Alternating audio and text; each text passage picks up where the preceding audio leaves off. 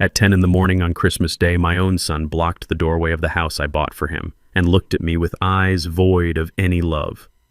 "You are not our family anymore," he said, his voice cold as the winter wind biting at my neck. "Go away, old man." Behind him, I saw his wife Tiffany covering her mouth to hide a cruel giggle while her parents raised their crystal wine glasses in a mocking toast. I stood there for a moment holding the turkey I had spent 6 hours roasting. I did not beg. I did not cry. I simply nodded, walked back to my rusted truck, and tossed the turkey into the garbage bin. Then I sat in the driver's seat and made exactly one phone call. 5 minutes later, the music inside that mansion stopped. 10 minutes later, every single guest at their table was fleeing the property as if the house itself were on fire.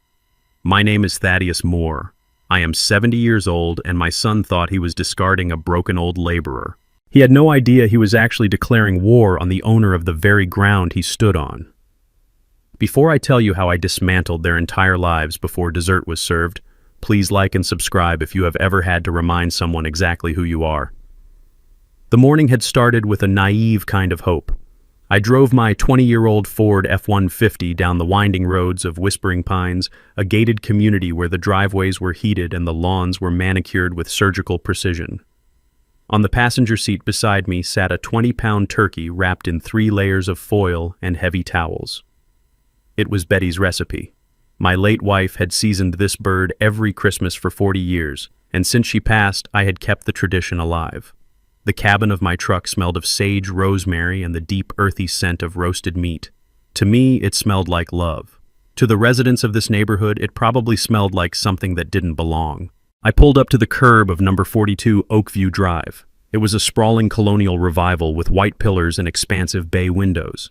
I knew every inch of that structure because I had inspected the foundation myself before I authorized the purchase through a shell company 3 years ago. My son Darnell believed he was renting it for $1 a month from a benevolent anonymous investor he had charmed at a networking event. He liked to tell people he was a marketing genius who knew how to work the system. He never suspected that the investor was the man in grease-stained coveralls who changed his oil. I checked my reflection in the rearview mirror. I was wearing my best Sunday suit, but it was 10 years old and slightly tight around the shoulders. My hands were rough calloused from 50 years of laying pipe and welding steel. I was a black man in a neighborhood where the police were called if a car drove too slowly. But I was Darnell's father and it was Christmas. Surely that still meant something. I walked up the long driveway, the turkey heavy in my arms. Through the large bay window I could see the golden glow of the chandelier. Darnell was standing by the fireplace holding a glass of scotch. He wore a velvet blazer that probably cost more than my truck. Tiffany was seated on the sofa laughing at something her father Brent was saying. Brent and Susan, Tiffany's parents, were there too. They looked like a picture from a magazine, polished, expensive, and utterly relaxed. I rang the doorbell. I heard the chimes echo inside, followed by the sharp click of dress shoes on marble. The door swung open. Darnell stood there filling the frame. He didn't step aside to let me in. He didn't smile. He looked at the aluminum foil bundle in my arms and then up at my face with an expression of profound irritation. "Dad," he said. His voice was a hushed hiss. "What are you doing here?" I shifted the weight of the turkey. "Merry Christmas, son. I brought the bird. Mom's recipe. I thought we were eating at 1. Darnell ran a hand over his freshly trimmed beard. He glanced back over his shoulder at his guests and then stepped out onto the porch, pulling the door almost shut behind him. The heat from inside escaped, carrying the scent of expensive cologne and pine. "Look, plans changed," Darnell said, refusing to meet my eyes. "Tiffany's parents are here. Brent and Susan. They flew in from the coast last night. This is a formal brunch, Dad. A high-end networking opportunity. Brent is introducing me to some major players in the tech sector." I felt a coldness spread through my chest that had nothing to do with the snow falling around us. "So I cannot meet them?" I asked. "I put on a tie, Darnell." Darnell let out a short, cruel laugh. "A tie, Dad, look at you. You drove that scrap metal truck here and parked it right in front of the house. The neighbors are probably already texting the HOA. And that smell. You smell like grease and old spices." "It is sage, Darnell," I said quietly. "It is your mother's seasoning. It smells like poverty," Darnell snapped. His facade of politeness evaporated. "Tiffany's parents are classy people, Dad. They don't understand your world. They don't want to sit across from a man who looks like he just crawled out from under a sink. You don't fit the aesthetic we are building here." The door opened wider behind him. Tiffany appeared. She was wearing a white silk dress that looked like it would stain if you breathed on it wrong. Her blonde hair was swept up in an intricate twist. She looked at me and then wrinkled her nose. "Babe, is everything okay?" she asked, her voice dripping with fake concern. "Oh, Thaddeus, you brought food. That is so quaint," Tiffany Darnell said, stepping between us.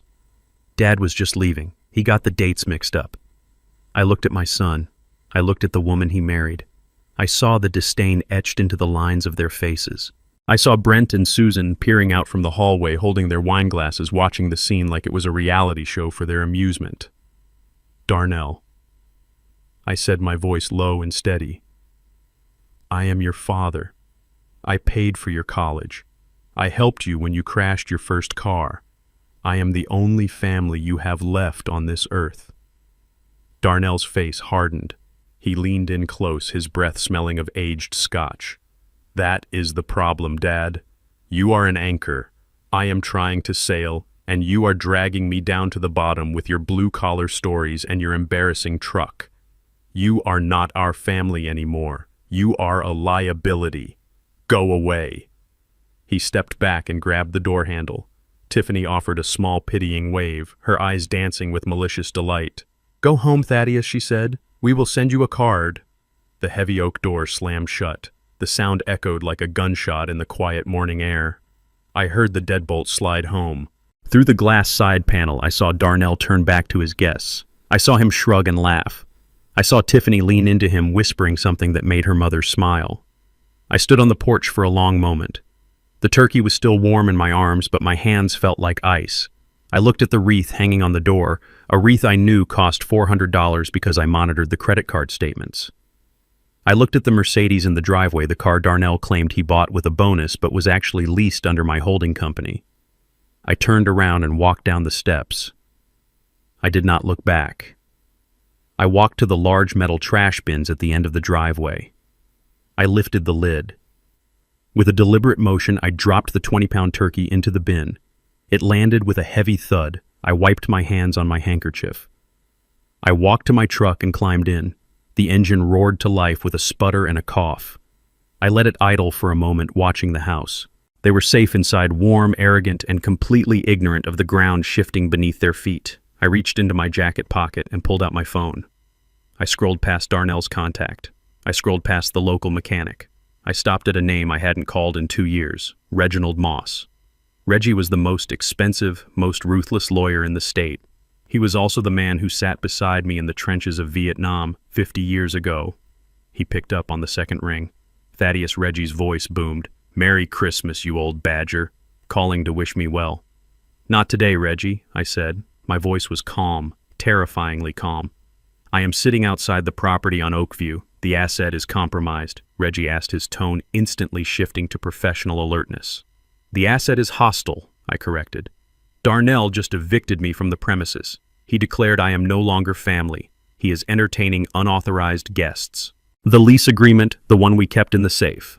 "The dormant contract," Reggie said. "Clause 4A, termination upon disrespect or failure to maintain family conduct. It was your specific addition, Thaddeus. I told you it was draconian at the time. It is necessary," I said. "Execute Protocol Z, Reggie. Burn it down. All of it." There was a brief silence on the line. Then I heard the sound of a keyboard clacking.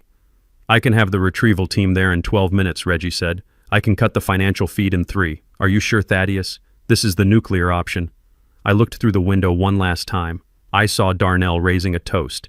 He looked like a king in a castle made of clouds. "I am sure," I said. "Start the clock." I hung up the phone and leaned back in the seat. I didn't drive away. I wanted a front row seat. I watched the digital clock on my dashboard. 10:12 a.m. At 10:15 a.m. inside the house, the first domino would fall. I imagined Tiffany sliding my black American Express card, the supplementary one I had given Darnell for emergencies, which they used for luxuries, across the catering company's mobile terminal. I waited. The winter sun reflected off the snow, blindingly bright. Suddenly, the front door opened again. A man in a catering uniform walked out, looking confused and angry. He was holding a card reader up to the sky as if searching for a signal. He walked back inside. 2 minutes later, 3 large commercial tow trucks turned the corner of the street. They were not the polite 8AA trucks. These were the heavy-duty repossession vehicles, massive beasts of steel and cable with flashing yellow lights. They didn't use sirens, but the rumble of their diesel engines shook the quiet morning air. They pulled up directly in front of the driveway, blocking the exit. The lead driver, a man named Big Mike who managed my fleet of construction vehicles, hopped out. He was holding a clipboard. He didn't look at the house. He looked at my truck, saw me nod once, and then marched up the driveway. He didn't ring the doorbell. He pounded on the door with a fist the size of a ham. I rolled down my window to hear the music of consequences. The door opened. Darnell stood there again, but this time his scotch glass was gone. "Can I help you?" Darnell demanded, trying to maintain his air of superiority. "You are blocking my driveway, Mr. Darnell Moore." Mike's voice carried over the wind. "I am here on behalf of T&B Holdings. We have a repossession order for the Mercedes S-Class and the Lexus SUV." "What?" Darnell laughed, a nervous, incredulous sound. "That is ridiculous. I own those cars. My father bought them for me." "Correction," Mike said, looking at his clipboard. "The company bought them. You are merely the authorized user. Authorization has been revoked as of 10 minutes ago due to violation of the user agreement, specifically the clause regarding conduct detrimental to the benefactor." Tiffany came running to the door. "What is going on? Who are these people?" "They are taking the cars, babe," Darnell stammered. "It must be a mistake. A computer glitch." Mike signaled to his drivers. They didn't wait for permission. Chains rattled, hooks were lowered. The first tow truck backed up to the Mercedes. The sound of metal on metal was sharp and violent. "Stop," Tiffany screamed. "That is my car. You cannot take my Lexus. I have my yoga mat in there." "Call the police, Brent," her father shouted from the doorway. "This is theft." I watched as Darnell pulled out his phone. He dialed frantically. I watched his face crumble as he realized the call wasn't going through. I had canceled the family phone plan too. Mike hooked the Mercedes. The car tilted upward, looking helpless and heavy. I started my engine. I put the truck into drive and slowly rolled past the house. I didn't speed up. I drove at a crawl.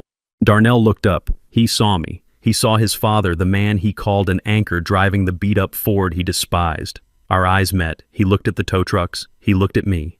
And for the first time in his life, the math started to click in his head. The fear in his eyes was primal. I didn't smile, I didn't wave, I just kept driving. I had a meeting with a banker to get to, and my son had a very long walk ahead of him.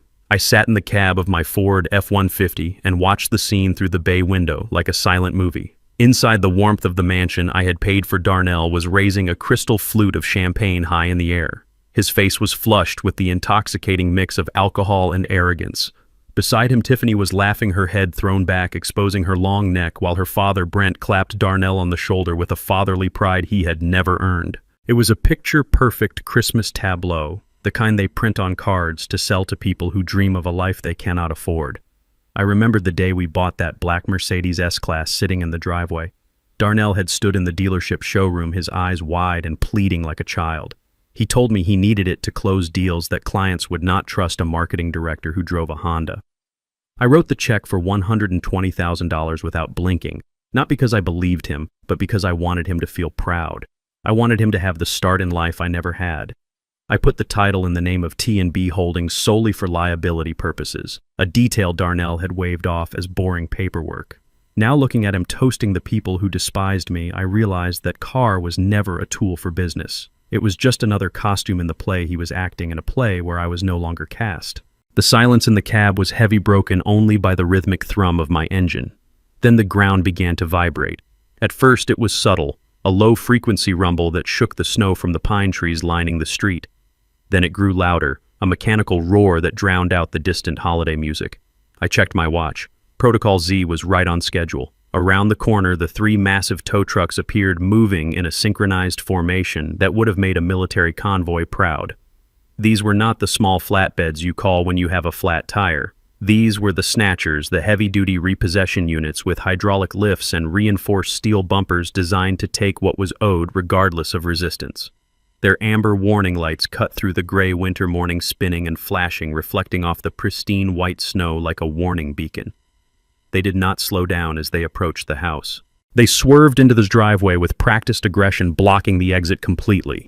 The lead truck, driven by Big Mike, reversed with terrifying speed toward the Mercedes. The backup alarm beeped incessantly, a shrill, piercing sound that shattered the peace of the exclusive neighborhood. I saw the guests inside the house freeze. Darnell's toast hung in the air, his glass half raised.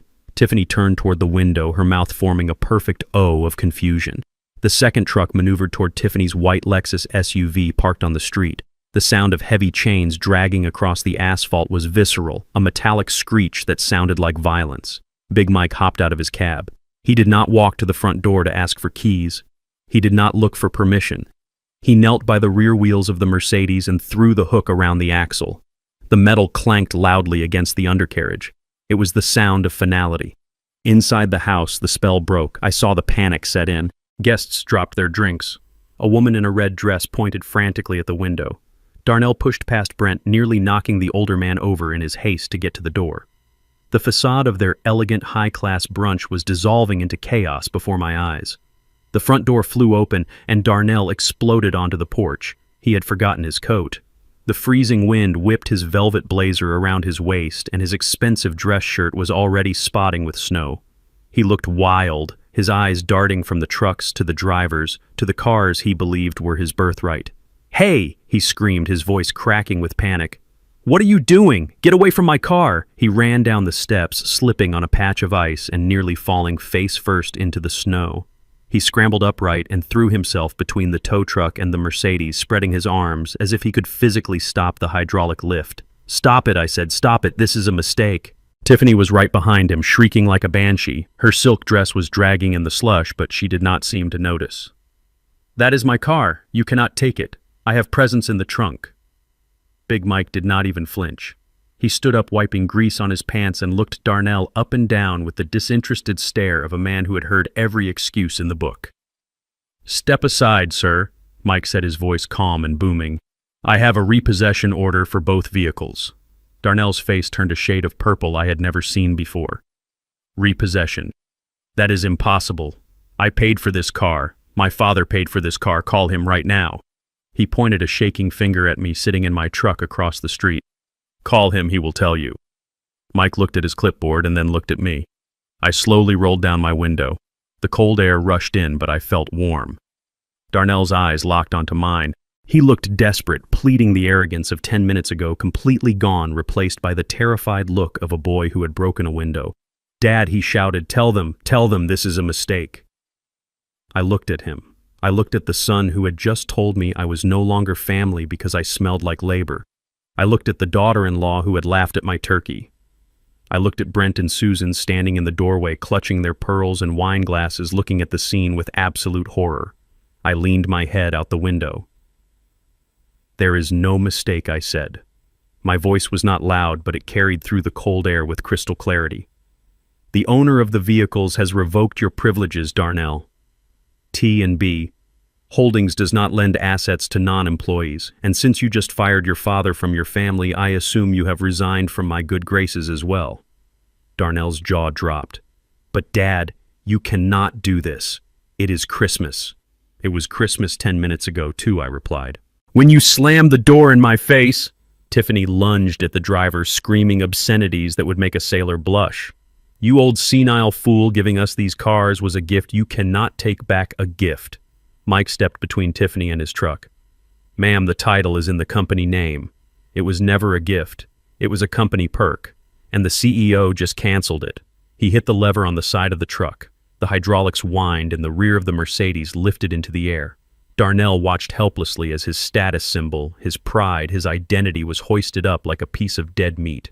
The second truck had already hooked the Lexus. The alarm on Tiffany's car began to blare, adding a rhythmic honking to the cacophony of screams and diesel engines. Brent stepped out onto the porch, his face pale. "Thaddeus, this is highly irregular. We have guests inside. This is embarrassing."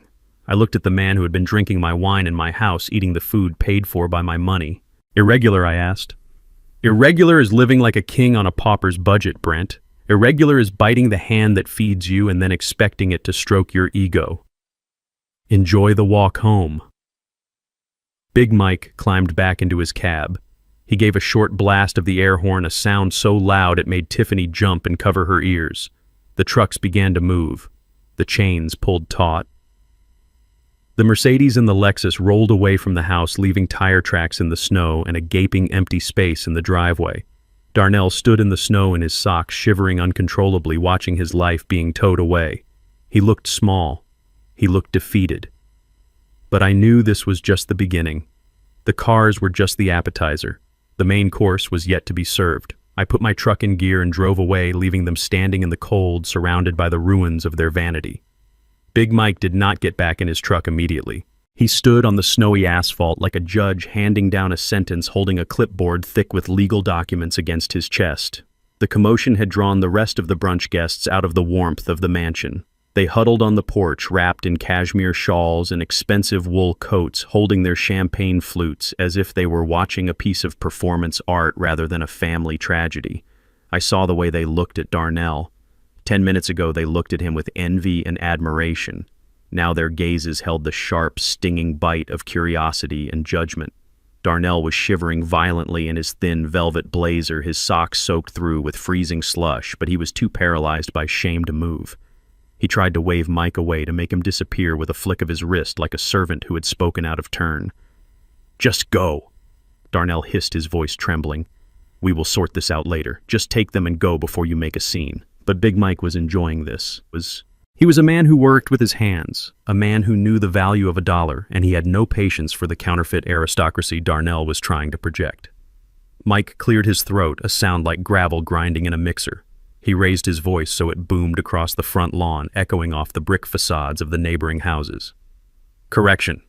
Mr. Moore," Mike announced, his breath pluming in the cold air. "There is nothing to sort out. The seizure order is specific.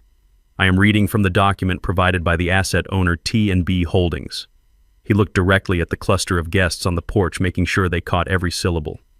"Repossession is effective immediately due to breach of contract. The user Darnell Moore has failed to meet the basic requirements of the lease agreement, specifically the clause regarding conduct detrimental to the benefactor. Furthermore, the lease payments of $1 per month, which were a charitable concession by the owner, have been deemed a waste of corporate assets." A ripple of whispers went through the crowd on the porch. I saw a woman in a fur coat lean over to her husband and whisper something behind her hand. Darnell turned a shade of pale gray. $1 a month. The secret was out. He had told everyone he bought those cars with the bonuses from his marketing genius. He had told Brent he paid cash to avoid the interest rates. Now everyone knew he was driving charity. He was driving his father's generosity, and he had just crashed it into a wall of his own arrogance. "That is a lie," Tiffany screamed, running down the driveway, her heels slipping on the ice. She looked deranged, her perfect hair coming undone in the wind. "My husband bought these cars. He runs this city. You are just a thief trying to scam us. I am calling the police." She fumbled with her phone, her acrylic nails clicking frantically against the screen. "I am going to have you arrested. I'm going to have you thrown in jail for grand theft auto." Big Mike just smiled a cold, professional smile. "Go ahead, ma'am. Call them. I have all day." He leaned against the grill of the tow truck, crossed his arms, and waited. Darnell tried to grab Tiffany's arm to stop her. "Tiffany." "Don't," he begged, his eyes wide with panic. "Don't call the cops. We can fix this." But she shook him off. She was fueled by the righteous indignation of a woman who had never been told no in her life. She dialed 911 and screamed into the receiver, demanding immediate assistance for an armed robbery in progress. I watched from my truck. I took a sip of lukewarm coffee from my thermos. This was part of the plan, too. I knew Tiffany. I knew her entitlement was a weapon that would eventually point back at her. I waited. The guests on the porch looked uncomfortable now, shuffling their feet, checking their watches, wondering if they could slip away to their cars without being noticed. But the tow trucks blocked the driveway completely. They were trapped in the theater of Darnell's humiliation. 5 minutes later, a patrol car turned the corner, sirens wailing. 2 officers stepped out, hands resting near their holsters. Tiffany ran to them, pointing a shaking finger at Big Mike. "Arrest him!" she shrieked. "He is stealing my Lexus! He is stealing my husband's Mercedes! He threatened us!" The older officer, a sergeant with a weary face, held up a hand to silence her. "Calm down, ma'am. Who owns these vehicles?" "We do," Darnell said, stepping forward, trying to muster some of his lost dignity. "I do. They are mine." Big Mike wordlessly handed the clipboard to the sergeant. The officer flipped through the pages. He looked at the registration. He looked at the title deeds. He looked at the repossession order signed by a judge. He looked at Darnell.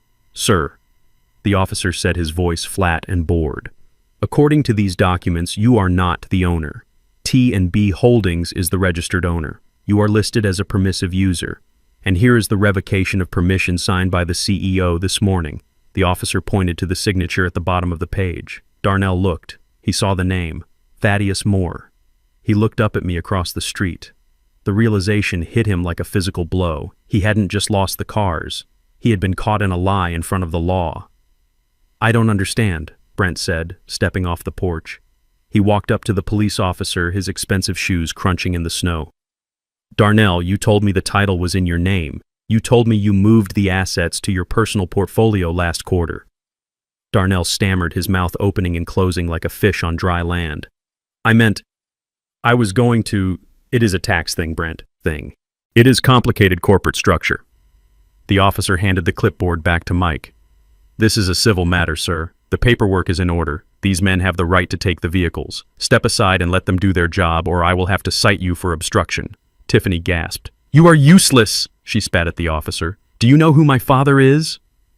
The officer gave her a look that suggested he didn't care if her father was the Pope. "Step aside, ma'am." Big Mike gave the signal. The diesel engines roared again. The chains tightened with a groan of straining metal. The Mercedes S-Class, Darnell's pride, his shield, his mask was lifted entirely off the ground. It hung there swinging slightly in the winter wind, a dead weight of metal and leather. Then the Lexus followed. The tow trucks began to reverse, slowly maneuvering the captured prizes out into the street. Brent looked at Darnell. The admiration that had been in his eyes 10 minutes ago was gone, replaced by a cold, hard calculation. He was a man who valued success, and he was looking at a man who had just been exposed as a fraud. "You lied," Darnell Brent said quietly.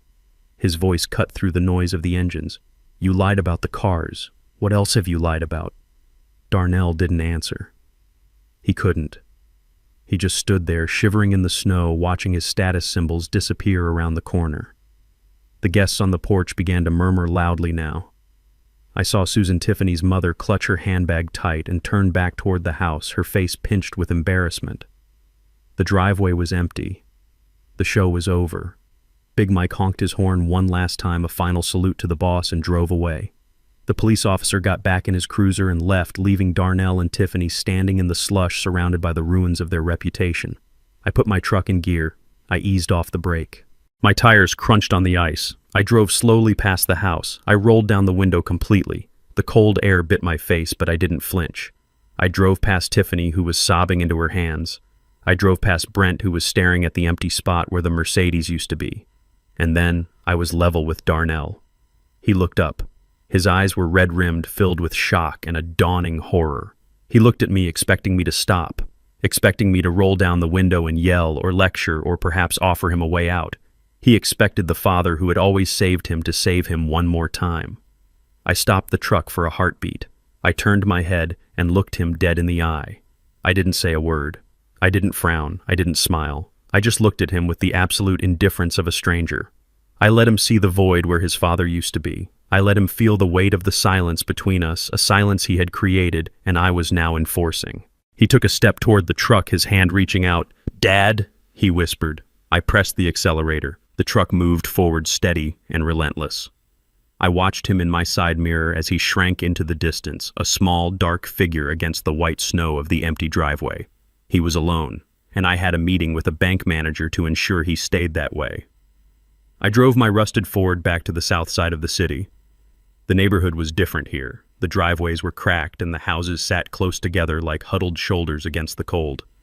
My apartment was on the second floor of a brick duplex I had bought 30 years ago. It was simple. The carpet was worn and the furniture was older than my son, but it was paid for. It was mine. Darnell hated this place. He called it a dungeon. He said it smelled like old memories and stagnation. He did not understand that this apartment was the command center of an empire he didn't even know existed. I walked into my small office and locked the door. I pushed aside a painting of a lighthouse on the wall to reveal a heavy steel wall safe. It was an old model, purely mechanical, with a dial that clicked satisfyingly under my fingers. I spun the combination, left to 20, right to 10, left to 5. The heavy door swung open with a groan of well-oiled steel. Inside, there were no stacks of cash or gold bars. Instead, there was a single, thick, leather-bound ledger, the Black Book. I sat at my desk and opened it. The pages were filled with my handwriting columns of numbers and dates documenting every single dollar I had funneled into Darnell's life for the past decade. The down payment on the mansion, the seed money for his failing marketing firm, the monthly allowances disguised as dividends from a trust that didn't exist. The total at the bottom of the last page was staggering, $2.5 million. Money I had earned laying pipelines under the city, dealing with city councils, and quietly buying distressed properties when no one was looking. I was not just a retired laborer. I was T&B Holdings. I owned the strip mall where Darnell bought his coffee. I owned the warehouse district where he claimed to have an office. I owned the ground he walked on, and he treated me like the dirt beneath his shoes. I closed the book. The time for accounting was over. The time for liquidation had began. I powered up my computer. It was a high-end machine with 3 monitors, a stark contrast to the rest of the room. I logged into the corporate banking portal, the screen filled with rows of accounts and balances. I navigated to the sub-account labeled Darnell Lifestyle. It was a line of credit I had established to keep up appearances for him. It had a limit of $50,000 a month, and he usually maxed it out. I looked at the active cards linked to the account. There were 2, a Platinum Visa for him and a Black Centurion for Tiffany. They flashed these cards around town like badges of honor, unaware that I paid the bill every 30 days. My cursor hovered over the Suspend All Services button. It was a small red rectangle on the screen, a simple digital switch. Yet pressing it felt heavier than lifting a steel beam. This was the lifeline. This was the blood supply to their artificial existence. If I clicked this, I was not just cutting off their money. I was cutting off their identity. I remembered Darnell as a boy asking for a few dollars for the ice cream truck. I remembered his smile. Then I remembered the door slamming in my face an hour ago. I remembered Tiffany laughing at my turkey. I remembered Brent looking at me like I was the help. My finger came down on the mouse. Click. A dialog box popped up. Are you sure you want to suspend all associated cards and freeze assets? This action is immediate and irreversible. I didn't hesitate this time. I hit enter. The screen refreshed. Status suspended. The font turned red. It was done. The invisible stream of wealth that had kept Darnell's delusions alive had just dried up. I sat back in my chair and exhaled. I felt a strange sensation in my chest. It wasn't guilt. It was power. It was the cold, absolute power of a man who finally decides to stop holding up the sky for people who hate him. 5 miles away in the dining room of the Oakview mansion, the atmosphere was already tense. The guests were still whispering about the tow trucks, but Tiffany was trying to salvage the brunch. She had ordered the catering staff to bring out the main course early. It was an extravagant spread. Lobster tails, imported cheeses, truffle-infused pasta, and bottles of vintage Dom Perignon. The head caterer, a man named Pierre, who I knew personally because he rented his commercial kitchen space from me, walked up to Darnell. Pierre looked nervous. He had seen the cars being towed. He knew the smell of trouble. "Mr. Moore," Pierre said discreetly, "before we serve the champagne, I need to settle the final bill. It is company policy for events over $10,000. Darnell adjusted his jacket, trying to regain his composure. "Of course, Pierre, no problem." He reached into his pocket and pulled out the Platinum Visa. He handed it over with a flourish loud enough for Brent and Susan to hear. "Put it on this card, and add a 20% tip for the trouble earlier." Pierre took the card and inserted it into his portable chip reader. The machine beeped once. Processing. The room went silent. Everyone watched. Darnell smiled at Brent. "Just a misunderstanding with the leasing company, Brent. We are sorting it out." The machine made a harsh, low buzzing sound. "Declined." Pierre frowned. "I am sorry, Mr. Moore. It did not go through." Darnell laughed nervously. "That is impossible. There is no limit on that card. Try it again. The chip is probably dirty." He rubbed the card on his velvet sleeve and handed it back. Pierre tried again. He held the machine up, trying to get a better signal. He inserted the card. He waited. Buzz. Declined. Message code 05, contact issuer. Darnell's smile faltered. "Here, use Tiffany's card." He snapped his fingers at his wife. Tiffany dug into her clutch and produced the heavy Black Centurion card. She slammed it on the table. "This one never fails." It is invite only. Pierre took the black card. He swiped it. The machine didn't even wait to process. It beeped instantly. Card blocked. Confiscate immediately. Pierre looked at the screen and then at Darnell. His face hardened. Mr. Moore, both cards are dead. The bank order says confiscate. What? Darnell shouted, standing up. That is insane. My father must have messed up the transfer. Do you have another form of payment? Pierre asked, his voice losing all politeness. The total is $15,400. Darnell patted his pockets. He looked at Tiffany. She shook her head, her eyes wide with panic. I don't have cash, Darnell. Who carries cash? Brent Susan. Pierre asked, turning to the in-laws. Perhaps you can cover it. Brent turned a shade of crimson. I left my wallet at the hotel. We assumed Darnell was hosting. Pierre nodded slowly. I see. He turned to his staff. Pack it up. Excuse me, Tiffany shrieked. People are hungry. You cannot just leave. We are not leaving, ma'am, Pierre said. We are taking the food. We do not serve without payment. Boys, clear the table. The catering staff moved in like locusts. They didn't do it gently. They grabbed the plates of lobster right out from under the guests' noses. They corked the open champagne bottles. They swept the truffle pasta back into metal trays. The sound of silverware clattering and plates stacking filled the room, drowning out the holiday music. It was a scene of utter humiliation. The guests watched in horror as their lunch was repossessed bite by bite. Darnell stood there helpless, watching the feast vanish. He looked at the empty table, then at the confused, angry faces of his guests. I am leaving, a woman in a fur coat announced, standing up.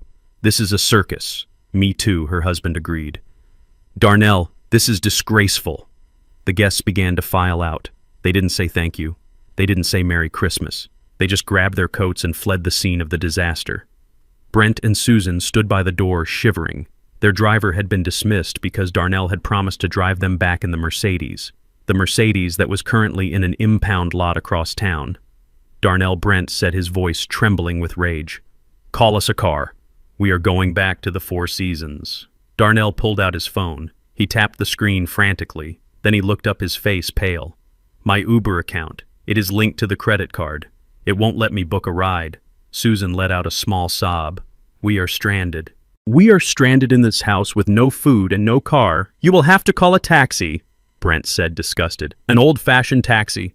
And you will have to pay cash, Darnell, because I am certainly not paying for my own rescue. I watched the GPS tracker on my computer screen. I saw the dot representing Darnell's phone pacing back and forth in the hallway. I saw the catering van leaving the property. I leaned back in my chair in the quiet of my apartment. The silence here was peaceful. The silence in that mansion must have been deafening. Protocol Z was in full effect, and I hadn't even served the eviction notice yet. The silence of the morning after Christmas was a luxury I had not afforded myself in years. I sat on the worn velvet armchair in my living room, sipping black coffee from a chipped mug that Betty had bought at a flea market 20 years ago. The sun was streaming through the blinds, illuminating dust motes dancing in the air. It was peaceful. It was quiet. It was the calm before the second storm. At 8:30 in the morning, the pounding started. It was not a polite knock. It was a rhythmic, violent hammering that shook the door frame. I didn't flinch. I didn't rush. I took another sip of coffee, savoring the bitterness before placing the mug on the coaster. I walked to the door, my boots heavy on the hardwood floor. I knew exactly who was on the other side. I unlocked the deadbolt and pulled the door open. Darnell and Tiffany stood on my porch, shivering in the biting cold. They looked like the survivors of a shipwreck. Darnell was wearing the same velvet blazer from yesterday, but it was wrinkled and stained. His expensive dress shoes were covered in gray slush. Tiffany looked even worse. Her mascara was smeared around her eyes like war paint, and she was wrapped in a coat that looked too thin for the weather. They didn't have a car. I saw a yellow taxi pulling away from the curb. They had paid cash to come here to scream at me. Before I could even say hello, Tiffany pushed past me into the hallway. Her perfume was stale, mixed with the scent of desperation. "You crazy old man!" she shrieked, her voice cracking. "Do you have any idea what you did to us? You ruined my first Christmas as a wife. You humiliated my parents. My mother had to take a taxi, Thaddeus." A taxi that smelled like cigarettes. Darnell followed her in, kicking the door shut behind him. He didn't look at me with shame. He looked at me with a terrifying sense of entitlement. His eyes were bloodshot. "Fix it, Dad," Darnell demanded. He paced the small living room like a caged animal kicking at the edge of my rug. "Call the bank. Call the leasing company. Tell them it was a computer error. I have clients calling me. My LinkedIn premium subscription bounced this morning. Do you know how embarrassing that is?" I leaned against the wall, crossing my arms. I watched them invade my sanctuary. They weren't here to apologize. They weren't here to ask for forgiveness. They were here because the ATM had stopped dispensing cash and they wanted to kick the machine until it started working again. "I am not fixing anything," I said calmly. The glitch was corrected, Darnell. The error was funding a lifestyle you did not earn. Tiffany spun around, her face twisted in a sneer. "Oh, spare us the moral high ground speech. We know what this is really about. You are jealous." "Jealous?" I asked, raising an eyebrow. "Yes, jealous," she spat. "You hate that Darnell loves me. You hate that he fits into my world, a world of class and sophistication that you could never understand. You are just a bitter, lonely old man who wants to control him because you have nothing else. You saw my parents yesterday. You saw how much Darnell respects them, and you couldn't handle it. You wanted to punish him for loving a family that actually has standards." I looked at her. I looked at this woman who thought class was a logo on a handbag. Darnell stepped forward, pointing a finger in my face. "She is right, Dad. This is petty. You are punishing me because I moved on, because I leveled up. But you cannot cut me off. That money isn't even yours." I stared at him. "What did you say?" "That money," Darnell shouted, his voice echoing in the small room. "The trust fund, the allowance. That is Mom's money. It is her life insurance policy. It is her savings. You are just the executor. You have no right to withhold my inheritance. You are stealing from me, Thaddeus. You are stealing my mother's legacy to feed your own ego." The air in the room grew heavy. The mention of Betty was a mistake, a fatal, tactical error. Darnell had built a fantasy in his head. He had convinced himself that his father, the man in the work boots, was incapable of generating wealth. He believed the money came from a magical pot of gold left by his mother, a woman who worked as a school librarian for 30 years. I walked over to the steel safe on the wall. I spun the dial. Darnell watched me, his eyes hungry, thinking I was getting cash. I pulled out a thin folder and tossed it onto the coffee table. It slid across the surface and stopped in front of him. "Open it," I said. Darnell frowned. He picked up the folder and flipped it open. It wasn't cash. It was a copy of Betty's death certificate and the final probate documents from 10 years ago. "Read the bottom line," I commanded. Darnell's eyes scanned the paper. He squinted. "Estate value, $2,400. He looked up confused. "That is a typo. Mom had millions. We lived in that house.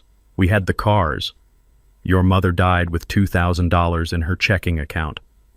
"Darnell," I said, my voice cold as ice. "She was a good woman, but she wasn't rich. She didn't leave you a trust fund. She left you her recipes and her love." "Then where did the money come from?" Darnell whispered, the paper shaking in his hand. "It came from me," I said. "It came from the dirt, Darnell. It came from 50 years of waking up at 4 in the morning. It came from buying swampland when everyone said I was crazy and selling it to developers 10 years later. It came from T&B Holdings. Thaddeus and Betty, I made that money. Every single cent you have spent on suits and champagne and cars came from these hands." I held up my hands, palms open, showing him the calluses and the scars. "That allowance wasn't an inheritance," I continued, stepping closer to him. "It was a payroll check. I treated you like an employee, Darnell. I paid you a salary to be my son. I invested in you hoping you would grow into a partner, but I audited the books yesterday, and I realized I have been pouring capital into a failing venture." Darnell took a step back, hitting the edge of the sofa. "No, that is a lie. You are a laborer. You fix pipes. I own the company that fixes the pipes I corrected, and as the CEO, I am making a personnel decision. You are fired, Darnell. Your position as my dependent has been terminated effective immediately due to gross misconduct and insubordination." Tiffany laughed, a high-pitched, nervous sound. "You expect us to believe that? You are lying. You are just trying to scare us." "Darnell, tell him he is lying." Darnell looked at me. He looked at the apartment, the worn carpet, the old furniture. He couldn't reconcile the man he saw with the numbers he had spent. "Get out," I said. "No," Darnell said, his face hardening again. "Not until you reactivate the cards. I don't care where the money comes from. I have a reputation, Dad. You cannot do this to me. I will not leave until you fix this." He sat down on my armchair, crossing his arms like a petulant child. Tiffany sat next to him, glaring at me. "We are staying right here," she threatened, "until you come to your senses." I looked at them. They were invaders in the only place I had left. "Fine," I said. "Stay." I turned and walked into the kitchen. I opened the back door that led to the small yard. It was freezing outside. The garden hose was coiled by the faucet. I had used it yesterday to rinse the road salt off the undercarriage of my truck before the freeze set in. It was a heavy-duty industrial hose with a high-pressure brass nozzle. I turned the tap. The water rushed through the rubber pipe. I tested the nozzle. A jet of freezing water shot out, hitting the fence with a sharp slap. I dragged the hose through the kitchen and into the hallway. Darnell looked up. "What are you doing?" "I am cleaning the trash out of my house," I said. I squeezed the trigger. The stream of water hit Darnell squarely in the chest. It wasn't a trickle. It was a blast of ice-cold liquid that soaked his velvet blazer in a second. He screamed, jumping up from the chair. "Hey, stop it! That is freezing!" I turned the nozzle toward Tiffany. She shrieked, diving behind the sofa. I said, "Get out!" I roared, advancing on them. I sprayed them again. The water was relentless. It soaked the carpet. It soaked their clothes. It filled the air with a mist that felt like needles on the skin. Darnell slipped on the wet floor, scrambling to get away from the stream. He looked like a wet rat. He grabbed Tiffany's hand and dragged her toward the door. "You are crazy!" he shouted, shielding his face. "You are insane!" I blasted them all the way to the threshold. I didn't stop until they were on the porch, until they were running down the steps, slipping on the ice, their expensive clothes ruined, their dignity washed away. I slammed the door and locked it. I stood there for a moment, breathing hard, listening to the water drip from the walls. My living room was a mess. My carpet was soaked. But the air felt cleaner than it had in years. I walked back to the kitchen and turned off the tap. I had a mess to clean up. But for the first time in a long time, I didn't mind the work. I spent the next 2 hours drying out my hallway with old towels. The silence in the apartment was heavy, but it was mine.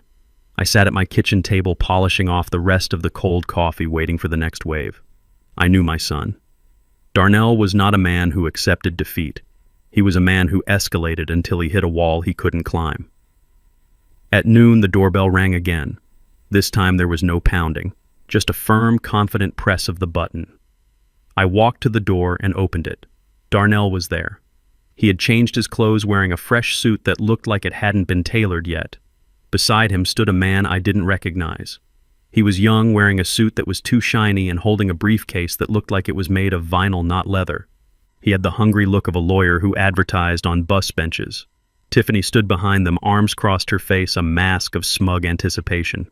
"Mr. Moore," the young man said, extending a hand. I ignored. "I am Barry Lipschitz. I represent your son, Darnell Moore. We are here to serve you with a notice of intent to sue for assault regarding the water hose incident earlier this morning. Furthermore, we are filing an emergency injunction to restore access to the financial assets you illegally froze." Darnell stepped forward, his chest puffed out. "You messed up, Dad. You assaulted us. Barry says that is a felony, elder abuse in reverse. We are going to own this duplex by the time the judge is done with you. And the cards, you have to turn them back on. It is financial coercion."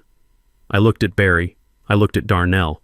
I didn't say a word. I just stepped back and opened the door wider, inviting them into the damp hallway. "Come in," I said. Darnell smirked at Tiffany.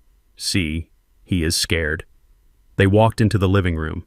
They didn't notice the man sitting in the shadows of the dining alcove eating a sandwich. Reggie wiped his mouth with a napkin and stood up. He was 6 feet 4 inches of pure intimidation. He wore a 3-piece charcoal suit that cost more than Barry's car. He didn't smile. He didn't offer a hand. He just adjusted his silk tie and walked into the light. "Gentlemen," Reggie rumbled, his voice like distant thunder. "Before you file any motions regarding assault, I suggest you review the castle doctrine statutes of this state." Mr. Moore was defending his home against intruders who refused to vacate after being told to leave multiple times. As for the financial assets, there are no assets to restore. A gift is revocable. An allowance is discretionary. Barry stopped cold. He recognized Reggie. Everyone in the legal community knew Reginald Moss. He was the shark that ate other sharks. Mr. Moss, Barry stammered. I didn't know you were counsel on this. I am not just counsel, Reggie said. I am the architect of the trust, and I am here to discuss the matter of the property at 42 Oakview Drive. Darnell laughed nervously. What about my house? It is my house. Reggie reached into his briefcase and pulled out a single sheet of paper. It was yellowed with age. He placed it on the coffee table. Do you recognize this signature? Reggie asked. Darnell looked. Of course. That is the tax document Dad made me sign 3 years ago, to protect the asset. Reggie shook his head. No, son. That is a lease agreement, a standard residential lease. Look at line 4, monthly rent payable by tenant $1. Darnell frowned. Yeah, $1. Dad did that so I wouldn't have to pay taxes on a gift. It was smart. It was a lease. Reggie corrected. A month-to-month lease at will. Do you know what at will means, Darnell? It means the landlord can terminate the tenancy at any time for any reason or for no reason at all, provided they give proper notice. But I own it, Darnell insisted, his voice rising in pitch. Dad bought it for me. It was a wedding gift. Show me the deed, Reggie said, holding out his hand. Show me the title. Show me one piece of paper that says Darnell Moore owns anything other than the clothes on his back. Darnell froze. He looked at me. Dad, tell him. I sat down in my armchair. You wanted to play the big shot, Darnell.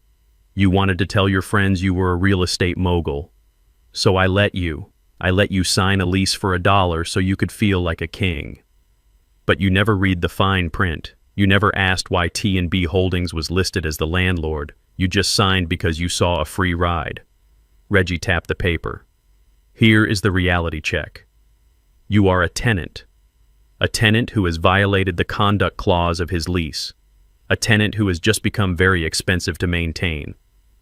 Barry, the cheap lawyer, closed his briefcase. He took a step back. Darnell, you told me you had the deed. You told me it was in your name. I thought it was... Darnell whispered. Reggie pulled out a second document. This one was crisp and new.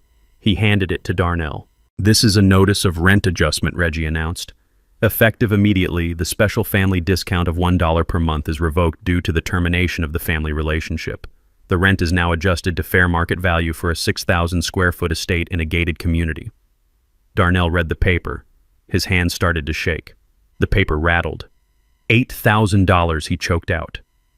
$8,000 a month, plus utilities, Reggie added, and landscaping fees, and HOA dues. Those were all covered by Thaddeus as a courtesy. That courtesy has expired. Tiffany snatched the paper from Darnell's hands. Her eyes scanned the numbers. Her face went pale white beneath her makeup. $8,000. We cannot afford $8,000 a month, Darnell. We don't even have $8,000 in the bank. Darnell looked at me. Dad, this is impossible. You know I don't make that kind of money. My salary is... Your salary is irrelevant, Reggie cut him off. You have two options, Mr. Moore. Option 1, you pay the first month's rent plus a security deposit of $16,000 within 24 hours. Option 2, you vacate the premises within 30 days. 30 days! Darnell screamed. Where are we supposed to go? We have furniture. We have a life. That is not my client's concern, Reggie said coldly. If you are not out in 30 days, we will file for eviction, and an eviction on your record will make it very difficult to rent even a studio apartment in this city. Tiffany turned on Darnell. Her eyes were wide with a mixture of panic and revulsion. You told me the house was paid off. You told me your father gave it to us. You lied to me. Darnell reached for her. Baby, listen, I thought... Don't touch me, she hissed, stepping away from him. She looked at the apartment, then at me, then at Darnell. You are broke. You are actually broke. You have nothing. She wasn't looking at her husband anymore. She was looking at a stranger who had tricked her into a life of poverty. The illusion of wealth that Darnell had used to catch her had just evaporated in my living room, leaving behind the smell of damp carpet and the cold, hard truth. Barry, the lawyer, cleared his throat. I think I am going to go. I don't do landlord-tenant disputes. Good luck, Darnell. He walked out, leaving the door open. Reggie packed up his papers. The clock starts now, gentlemen and lady. 30 days. or a check for $24,000 by tomorrow morning. I stood up. I walked to the door and held it open. You heard the man, I said. Get out of my house. And Darnell. He looked at me, his eyes hollow. Don't slam the door on your way out. It is rude. They walked out into the cold afternoon. Tiffany walked fast, putting distance between herself and Darnell. Darnell walked slowly, his head down, his shoulders slumped. He looked like a man carrying the weight of the world. But it wasn't the world. It was just the weight of his own lies finally crushing him. I closed the door gently and locked it. One down. But the war wasn't over. Tiffany still had a voice, and she was about to use it. I sat in the dark of my kitchen, illuminated only by the blue glow of my tablet. On the screen, my daughter-in-law Tiffany was crying. It was a masterful performance. She was sitting on the edge of a bed in what looked like a cramped hotel room. The lighting was dim, designed to cast shadows under her eyes to make her look exhausted and fragile. Darnell sat beside her, his head bowed, looking like a broken man. The live viewer count in the corner of the screen was climbing rapidly. 5,000, 8,000, 10,000 strangers tuning in to watch the assassination of my character. Guys, I did not want to do this. Tiffany whispered, her voice trembling just enough to sell the lie. We wanted to handle this privately, but we have nowhere else to go. We are currently homeless. My husband's father... She paused to wipe away a dry tear. He kicked us out. On Christmas. Because we refused to let him control us anymore. She looked directly into the camera lens, her blue eyes wide and pleading. It started months ago. He would come over unannounced. He would make comments about my clothes, about how I spent money. He made me feel unsafe in my own home. And when Darnell finally stood up to him, when Darnell finally said no to the toxicity, Thaddeus snapped. He cut off our bank accounts. He stole our cars. He left us on the street with nothing just to teach us a lesson. It is financial abuse, guys. Pure and simple. Darnell nodded slowly. He did not look at the camera. He looked at the floor. Yeah, he mumbled. My dad, he is not the man I thought he was. He has a lot of anger. A lot of resentment toward Tiffany and her family because they come from a different background. He hates that we are happy. The comments section was scrolling so fast it was a blur of white text. Monster. Call the cops. Set up a GoFundMe. I hope that old man rots. Someone posted my address. Someone else posted a Google Maps image of my duplex. The internet mob had been summoned, and they were hungry for blood. I watched Tiffany sob into Darnell's shoulder. I watched my son pat her back, his face a mask of tragic nobility. They were painting a picture of a young interracial couple being persecuted by a bitter, hateful old patriarch. It was a narrative designed to trigger every protective instinct in the audience. It was a lie so audacious, so completely detached from reality that I almost admired the strategy. They knew they could not beat me in court. They knew they could not beat me with money. So they were trying to destroy me in the court of public opinion where evidence did not matter and feelings were facts. I turned off the tablet. The silence returned, but the room felt colder. They had weaponized their failure. They had turned their eviction into a crusade. I walked to the window and looked out at the street. It was empty, but I knew it would not stay that way for long. Darnell had just painted a target on my back and handed the gun to the internet. The first stone came through the front window at 2 a.m. It sounded like an explosion. The glass shattered inward, spraying shards across the living room carpet I had just dried. I was sitting in my armchair, dozing lightly with a baseball bat across my knees. I didn't jump. I simply opened my eyes and gripped the wood. A brick landed with a heavy thud near the television. Wrapped around it with a rubber band was a piece of notebook paper. I walked to the window, stepping over the glass. I stayed in the shadows, pressing my back against the wall. I peeked through the blinds. A sedan was speeding away, its taillights disappearing around the corner. I picked up the brick and unfolded the note. "Leave her alone, you sick freak," the scrawled handwriting read. I looked at the jagged hole in my window. The winter wind whistled through it, chilling the room. This was the reality Darnell had unleashed. He knew exactly what he was doing. He knew the history of this country. He knew what happened when a young white woman pointed a finger at a black man and cried wolf. He was banking on it. He was counting on the mob to do what he was too weak to do himself. To break me. To scare me into submission. To make me open the checkbook just to make the terror stop. For the next 3 days I lived under siege. Cars slowed down as they passed my house. People shouted insults from the sidewalk. Someone spray-painted the word predator in red letters across the door of my garage. I went to the grocery store, and the cashier, a girl I had known since she was in diapers, wouldn't look me in the eye. She practically threw my receipt at me, her hands shaking. The rumors were spreading like a virus. I wasn't just the mean landlord anymore. I was a creep, a danger, a menace to society. Reggie called me on the second day. "Thaddeus, you need to make a statement," he urged. "We need to issue a cease and desist. We need to sue for defamation. Silence looks like guilt to these people." "No, Reggie," I said as I swept glass from my porch. "Silence is not guilt. Silence is patience. If I argue, I give them oxygen. If I sue, I look defensive. I need to let them think they are winning. I need them to feel safe enough to make a mistake." "But you are in danger," Thaddeus, Reggie argued. "They are doxing you. They are coming to your home. Let them come," I said. I upgraded the security system this morning. 4K cameras with audio, motion sensors, reinforced deadbolts. I am not a victim, Reggie. I am a fortress. And fortresses don't complain about the weather. They just weather the storm.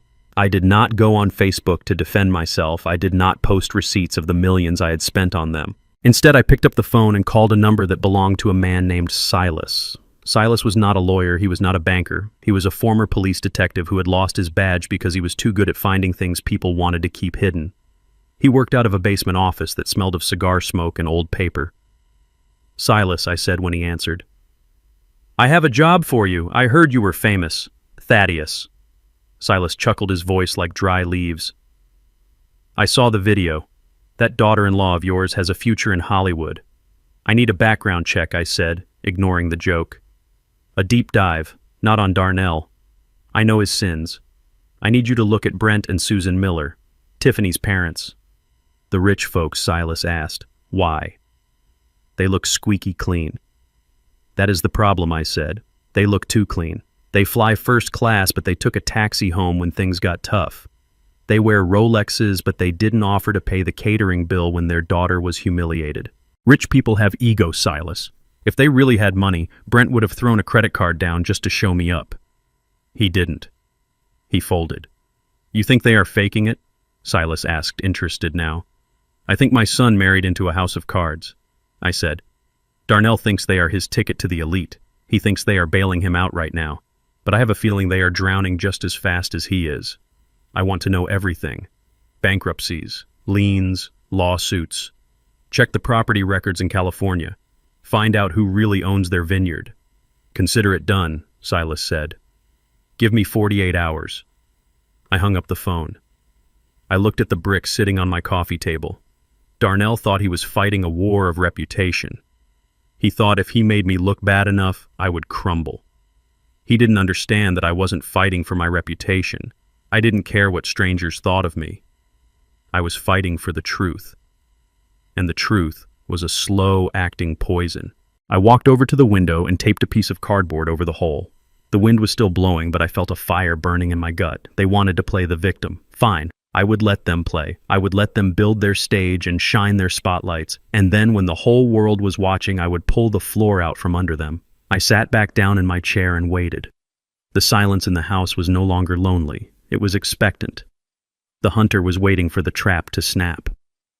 Silas sat in the shadows of my small kitchen, his face illuminated only by the tip of his burning cigar. He did not smile when I poured him a glass of whiskey. He simply slid a thick manila envelope across the scratched surface of my table. It hit the wood with a heavy slap that sounded like a verdict. I picked it up. My hands were steady, but my stomach churned with a familiar dread. I opened the clasp and spilled the contents onto the table. It was not a criminal record. It was a financial autopsy of the Miller family. I picked up the first document. It was a foreclosure notice from a bank in Napa Valley dated 4 years ago. I picked up the next one. A Chapter 7. Bankruptcy filing listing debts totaling $3 million. I read through the credit reports, which were a sea of red flags and missed payments. I looked at the employment history. Brent Miller was not a vineyard owner. He was a tasting room manager who had been fired for inventory theft. Susan Miller had not worked in 20 years. They did not own a sprawling estate on the coast.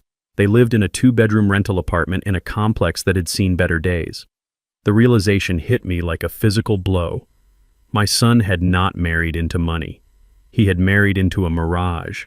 Darnell believed he was climbing the social ladder, but he had actually tethered himself to a sinking ship.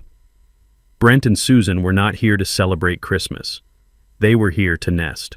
They were here because they had run out of options, and Darnell, with his leased Mercedes and his big house funded by my money, looked like the perfect mark. They were parasites feeding on a host that was itself a parasite. It was a circle of leeching so pathetic it almost made me laugh. Almost. Silas took a sip of his drink. "They are broke, Thaddeus," he said, his voice raspy. "They have $40 in their joint checking account. They maxed out their last credit card on the plane tickets to get here. They are living on the cash Darnell gives them, which means they are living on your money laundered through your son's delusions." I stared at the papers. This was why Brent didn't pay the catering bill. This was why they took a taxi instead of an Uber. This was why Tiffany was so desperate to keep the house. It wasn't just about status. It was about survival. They had nothing. And now, thanks to me, Darnell had nothing either. I was still staring at the proof of their poverty when a knock came at the door. It was not the pounding of an angry tenant. It was a soft, hesitant tapping. I signaled Silas to stay quiet. I gathered the papers and shoved them back into the envelope, hiding it under a newspaper. I walked to the door. Darnell stood on the porch. He looked terrible. His eyes were sunken and he hadn't shaved in 3 days. He wasn't wearing a suit this time. He was wearing jeans and a hoodie, looking more like the boy I used to take fishing than the man who had slammed a door in my face. He didn't yell. He didn't demand. He just stood there with his hands in his pockets, shivering in the cold. "Can I come in, Dad?" he asked, his voice cracking. "It is cold out here." I stepped aside. He walked in and stood in the hallway, afraid to enter the living room where I had sprayed him with the hose. He looked at the floor. "I know you are angry," he said softly. "I know I messed up. I know I said things I shouldn't have. But you have to understand the pressure I am under. Tiffany's parents expect a certain lifestyle. I was just trying to make you proud, Dad. I wanted you to look at me and see a success." I leaned against the wall, crossing my arms. I didn't offer him coffee. I didn't offer him a seat. "You have a strange way of showing it. Darnell," I said, "evicting your father on Christmas does not usually scream success." He looked up, his eyes filling with tears. "I know. I am sorry. I am so sorry. But I am here because things have changed. I am not asking for me. I can handle the poverty. I can handle the humiliation, but I cannot let an innocent suffer." I frowned. "What are you talking about?" Darnell took a deep breath. He reached into his pocket and pulled out a folded piece of paper. He held it out to me, his hand trembling. "Tiffany is pregnant," he whispered. "You are going to be a grandfather." The world stopped. The anger, the betrayal, the cold calculation of my revenge plan, it all froze in that single second. A grandchild, a baby carrying the Moore name, a piece of Betty continuing on in this world. I felt a crack in the stone wall I had built around my heart. I looked at Darnell, and for the first time in days I saw my son. I saw the fear of a father who cannot provide. I saw the desperation of a man trying to protect his family. I took the paper. It was a printout of an ultrasound, a grainy black and white image showing a tiny gray bean in a sea of static. "She is 8 weeks along," Darnell said, tears spilling onto his cheeks. "We just found out. That is why she has been so emotional. That is why she was so crazy about the house. She is nesting, Dad. She is scared. We are going to have a baby, and we are homeless. We have no car. We have no money for doctors." I stared at the image. I touched the glossy paper with my thumb. A grandchild. I imagined holding a baby again. I imagined teaching a little boy to fish, or a little girl to read. I imagined redemption. Maybe this was the wake-up call Darnell needed. Maybe fatherhood would change him the way it changed me. I looked up at Darnell. He was watching me with an intensity that bordered on hunger. "Please, Dad," he begged. "Don't do it for me. Do it for him, or her. Don't let your grandchild start life in a motel room. Just reinstate the allowance. Just for a few months. Until I can get back on my feet." I felt my resolve crumbling. I was an old man. I was lonely. I wanted a legacy more than I wanted justice. I walked over to the desk and picked up my checkbook. I felt the weight of the pen in my hand. Just one check, I told myself. Just enough to get them a safe place. Just enough to make sure the baby is healthy. I opened the checkbook. I was about to write the date when a thought struck me. A small nagging voice in the back of my head. The voice of Thaddeus Moore, the businessman, not the father. Trust, but verify. I stopped. I looked at the ultrasound again. There was something about the header. It looked clean. Too clean. Darnell, I said, slowly lowering the pen. Which doctor is she seeing? Darnell blinked. Dr. Evans. At the downtown clinic. He is the best. I knew Dr. Evans. He was a good man. He had treated Betty during her cancer scare years ago. I pulled out my phone. Okay, I said. I will call him. I will pay for her prenatal care directly. I will set up an account with the clinic right now. Darnell's face changed. It was subtle, a flicker of panic behind the tears. You don't have to do that, Dad. Just write the check. It is easier. I don't want to bother the doctor. He is very busy. I dialed the number. I put it on speaker. Darnell took a step forward, reaching for the phone. Dad, stop. You are embarrassing me. The receptionist answered. City Medical Clinic. How can I help you? Hi, this is Thaddeus Moore, I said. My eyes locked on Darnell.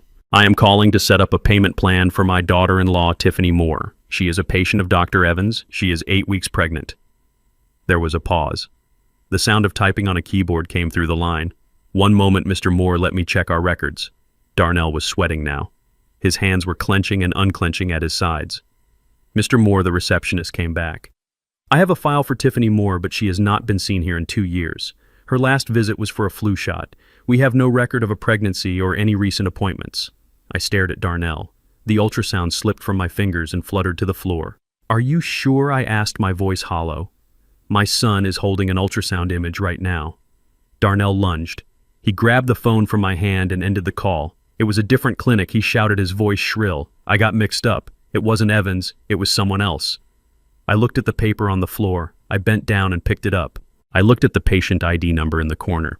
123456789. I looked at the date. It was today's date, but the timestamp said 4:00 p.m. It was currently 11:00 a.m. I walked over to my computer. I typed ultrasound image 8 weeks into the search bar. The first result was the exact image Darnell had given me. Down to the pixel. It was a stock photo from a medical website. I turned around. The sadness I felt was so deep it felt like drowning. It wasn't anger anymore. It was grief. I was grieving the son I thought I had. I was grieving the grandchild that didn't exist. You lied, I whispered. You lied about a baby. You lied about a life. Darnell didn't apologize. He didn't cry. His face twisted into a mask of ugly entitlement. So what, he spat. You have millions, Dad. You have millions sitting in a safe and you live like a rat. You owe me. If I have to lie to get what is mine, then I will lie. He wasn't a desperate father. He was a con artist. And I was the mark. I pointed to the door. Get out! Darnell laughed, a harsh, broken sound. You are going to regret this, old man. You are going to die alone in this dump and no one will care. I walked toward him. I didn't have a weapon. I didn't have a hose. I just had the weight of my disappointment, and it was heavy enough to crush him. Get out, I repeated, before I call the police and report you for attempted fraud. Darnell glared at me one last time, then turned and stormed out, slamming the door so hard the windows rattled. I stood in the silence of my hallway. I looked at the fake ultrasound in my hand. I crumpled it into a tight ball and threw it in the trash. The moment of weakness was gone. The last thread of attachment had been severed. I went back to the kitchen where Silas was waiting. He had poured himself another drink. He heard everything Silas said quietly. I sat down. My hands were steady again. My heart was cold stone. Silas, I said, get the car. We have a land sale to intercept. Darnell thinks he is playing a game. I am about to show him how the board is set. Silas drove the sedan with the steady hands of a man who had spent half his life trailing bad people. We parked across the street from a 24-hour diner on the edge of town, the kind of place where deals were made in hushed tones over stale coffee and greasy eggs. Through the rain-streaked window, I watched my son Darnell pace back and forth on the sidewalk. He looked nervous, checking his watch every 30 seconds. Beside him stood Brent, Tiffany's father. Brent looked different today. The arrogance was gone, replaced by a sweaty, frantic energy. He was smoking a cigarette, holding it with trembling fingers. They were waiting for a miracle. They were waiting for a buyer for a piece of land they did not own. Inside the car, Silas handed me an earbud. The The audio was crystal clear thanks to the bug Silas had planted in Darnell's jacket pocket during the chaos of the eviction. I heard Brent's voice harsh and demanding. "Stop pacing, Darnell, you look guilty. This guy is a cash buyer. He asks no questions. We get the money, we pay off the immediate debts, and we have breathing room to figure out the next move with your father." Darnell's voice was a whisper of fear. "But Brent, this is a felony. Forging his signature on a deed transfer. If he finds out." "He won't find out," Brent snapped. "He is an old man distracted by his own spite. Besides, you are his only heir. It is technically your land anyway. We are just accelerating the timeline. We need this cash, Darnell. Tiffany needs this. Do you want your wife sleeping in a shelter?" I closed my eyes. The justification of the thief. It was always for a good cause. It was always someone else's fault.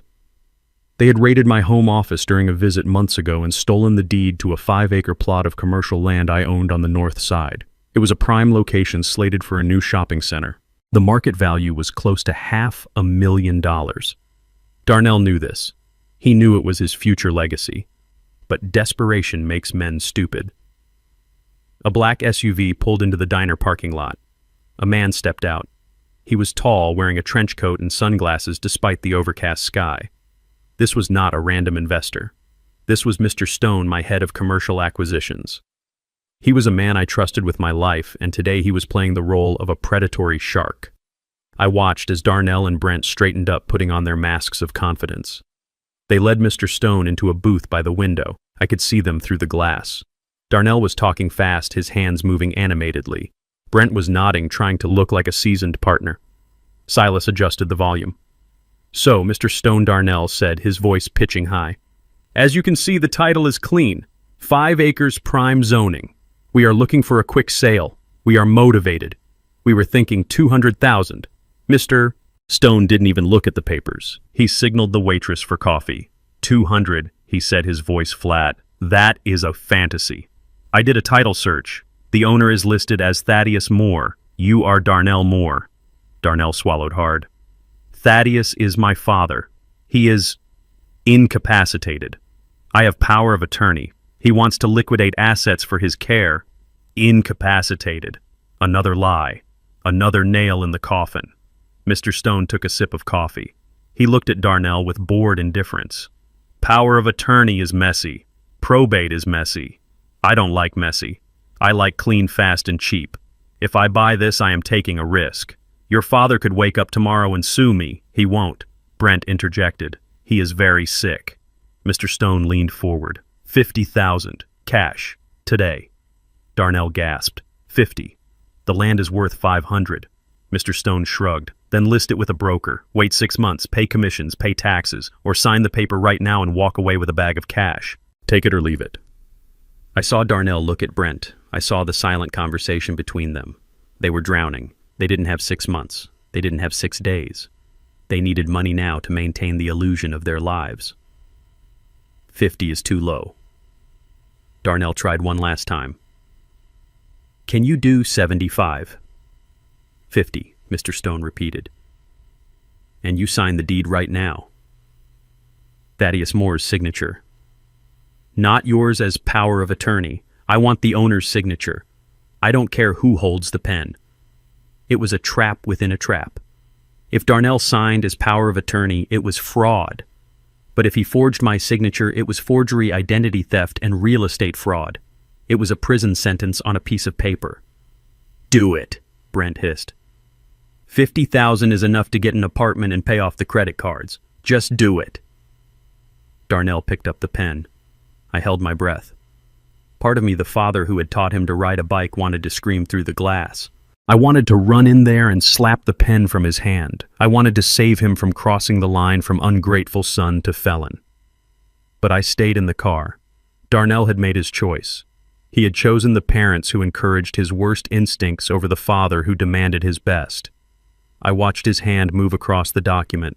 He didn't hesitate. He signed Thaddeus Moore with a flourish imitating the signature he had seen on my checks for 30 years.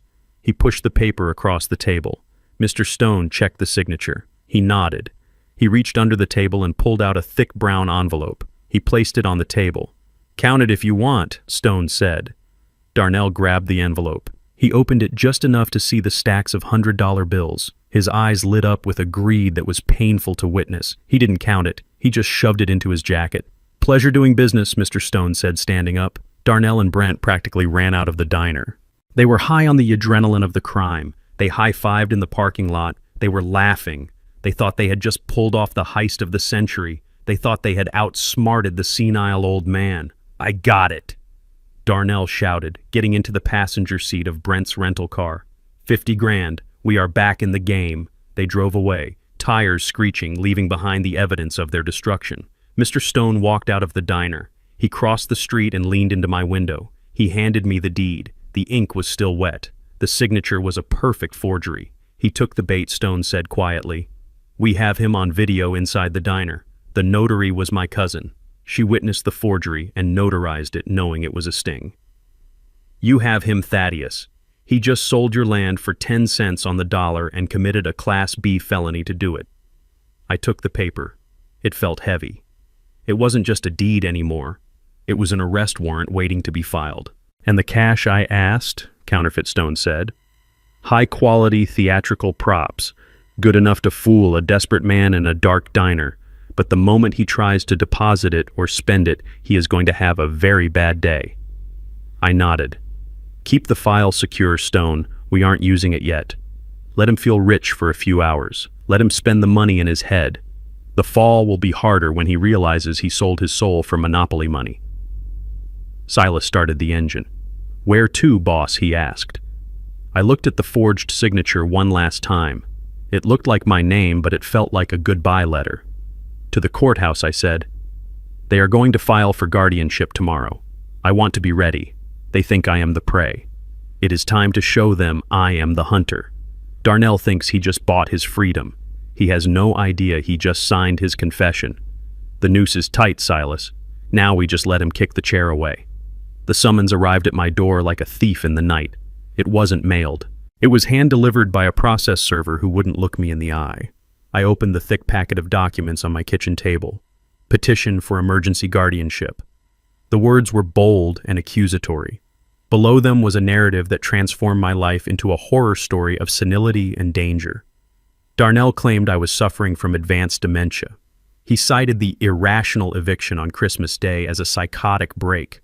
He claimed I was hoarding assets and living in squalor despite having the means to live better, a clear sign of cognitive decline, according to the petition. But the centerpiece of his argument was a USB drive taped to the inside cover. I plugged it into my computer. A video file opened. It was a montage, a digital Frankenstein's monster of my life. There was a clip of me in the backyard smashing an old toilet with a sledgehammer. Darnell had filmed it 2 years ago when I was remodeling the bathroom, but the clip was edited to make it look like I was destroying furniture in a rage. There was audio of me shouting at the television during a football game, but the video showed me yelling at an empty room. It was a masterpiece of manipulation designed to make a 70-year-old man look like a violent, confused menace. I watched it twice. My hands didn't shake. My heart didn't race. I felt a cold clarity settle over me. This was their nuclear option. They couldn't get the money by asking. They couldn't get it by stealing. So now they were going to get it by erasing me, by turning Thaddeus Moore the man into Thaddeus Moore the ward of the state. 2 hours later, a knock came at the door. It wasn't the timid knock of a friend. It was the authoritative pounding of the law. I opened it to find 2 uniformed officers and a woman in a paramedic's uniform holding a clipboard. "Mr. Thaddeus Moore," the lead officer asked. He kept his hand near his belt, not on his gun, but close enough to be a warning. "I am Thaddeus," I said, stepping back to let them see I was unarmed and calm. "Sir, we have a court order for an emergency psychiatric evaluation," the officer said, handing me a paper. "Your family has filed a petition stating you are an immediate danger to yourself and others. We need you to come with us to St. Jude's Behavioral Health Center." I looked past them to the street. Darnell's rental car was parked half a block away. I saw him watching through the windshield, his face pale and anxious. He wasn't gloating. He looked terrified. He knew this was the point of no return. If this failed, he was done. I didn't argue. I didn't shout. I didn't resist. That was what they wanted. They wanted the angry old man from the video. "I understand, officer," I said, my voice steady. "Let me get my jacket. It is cold outside." The officer looked surprised. Most people in this situation fight, scream, or cry. I just walked to the closet, put on my coat, and walked out the door. I locked it behind me. As they led me to the ambulance, I saw Darnell sink lower in his seat. He expected a scene. He expected chaos. Instead, he got dignity. And dignity is the one thing a liar cannot fight. St. Jude's was a sterile place smelling of bleach and despair. They took my belt, my shoelaces, and my phone. They put me in a room with white walls and a heavy steel door. I sat on the edge of the bed and waited. I knew the game. I had to be patient. Dr. Vance entered the room an hour later. He was a small man with nervous eyes and a clipboard he held like a shield. He didn't look like a healer. He looked like a man with gambling debts. I knew his type. Darnell hadn't picked him at random. "Mr. Moore," Dr. Vance said, sitting on the chair opposite me. "I am here to assess your cognitive state. Your son is very worried about you. He says you have been exhibiting aggressive behavior and paranoia." I looked at him, dead. I didn't blink. "My son is a thief, doctor," I said quietly. "He forged my signature on a land deed yesterday. He owes $100,000 to loan sharks. He isn't worried about my mind. He is worried about my wallet." Dr. Vance scribbled something on his pad. "Paranoid delusions regarding family finances," he muttered loud enough for me to hear. I leaned forward. "It isn't a delusion if I have the receipts, doctor." Vance stopped writing. He looked up. His eyes darted to the door, then back to me. "Mr. Moore, we have video evidence of you destroying property. We have testimony from your daughter-in-law that you threatened them with a weapon, a garden hose," I corrected, "after they refused to leave my home. That is trespassing, doctor, not dementia." Vance stood up. He walked to the window, avoiding my gaze. "Look, Thaddeus, can I call you Thaddeus? Cooperation is key here. If you agree to a temporary conservatorship, we can make this comfortable. A nice facility, good food. Your son just wants to manage the heavy lifting for you." I smiled a cold, humorless smile. "How much did he pay you, doctor? Or did he just promise to pay you once he gets access to my accounts?" Vance turned red. "That is an accusation, Mr. Moore, a symptom of your condition." "It is a question," I said. "And here is another one. Do you know what the penalty is for medical fraud? For falsifying a diagnosis to facilitate elder abuse, because my lawyer Reginald Moss is currently filing a subpoena for your bank records." Vance dropped his pen. It clattered on the linoleum floor. "Reginald Moss," he whispered. "The shark," I said. "He is on his way, and he is bringing the FBI. You have about 10 minutes to decide if you want to be a witness or a defendant." Vance looked at me. He saw the calm in my eyes. He saw the intelligence. He realized he had been sold a lie by a desperate man. He picked up his pen. His hands were shaking. I need to check your vitals," Vance stammered, backing toward the door. "I will be right back." He ran out of the room. I sat back on the bed and closed my eyes. I wasn't trapped. I was exactly where I needed to be. The trap had snapped shut, but Darnell didn't realize his leg was the one caught in the teeth. I waited for the sound of Reggie's voice in the hallway. It wouldn't be long now. The first night in the psychiatric hold was a test of endurance designed to break the strongest of men. The room was freezing and the lights hummed with a low-frequency buzz that drilled into my skull. They had taken my watch, so I measured time by the rhythmic rounds of the staff. At 9 o'clock sharp, the heavy steel door unlatched. A nurse walked in. Her name tag read Brenda. She was a large woman with forearms like tree trunks and eyes devoid of any warmth. She held a small paper cup in one hand and a bottle of water in the other. "Mr. Moore," she said, her voice flat and bored. "Time for your medication. Dr. Vance prescribed a sedative to help with your agitation." I sat up on the edge of the cot. "I am not agitated, Brenda. I am patiently waiting for my lawyer. I do not need medication." Brenda didn't blink. She took a step closer, invading my personal space. "It is not a request. You take the pills, or we inject you. Those are the house rules for involuntary holds. If you fight us, we strap you down." "Do you want to be strapped down, Mr. Moore?" I looked at the cup. 2 blue pills. Thorazine. I knew what it did. It was a chemical lobotomy. It turned lions into lambs and clear thinkers into drooling vegetables. If I took this, I would lose my clarity. If I lost my clarity, I would lose the war. But if I fought her, she would call the orderlies and they would force a needle into my vein. I had to be smarter. I had to be the fox, not the bear. Fine, I said, forcing my shoulders to slump in defeat. I will take them. I just want to sleep. She handed me the cup and the water. She watched me like a hawk. I tossed the pills into my mouth. I took a large gulp of water. I swallowed loud enough for her to hear the gulp. I opened my mouth. I lifted my tongue.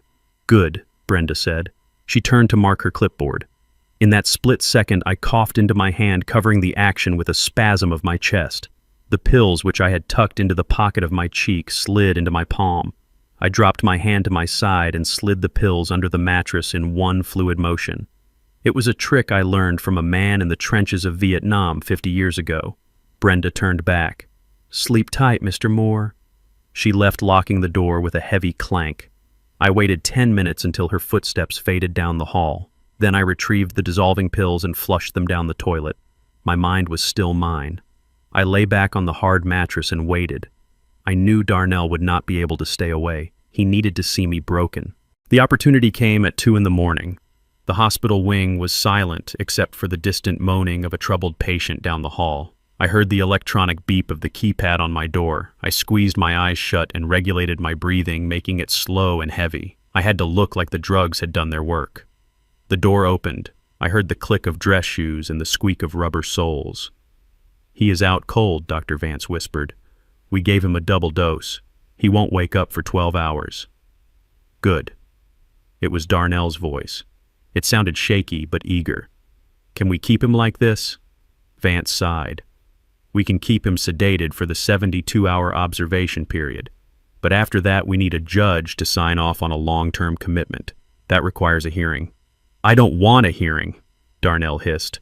"My father is slippery. If he gets in front of a judge sober, he will talk his way out of it. I need him incompetent, Vance. I need him drooling. I need you to write that he has advanced dementia with violent tendencies."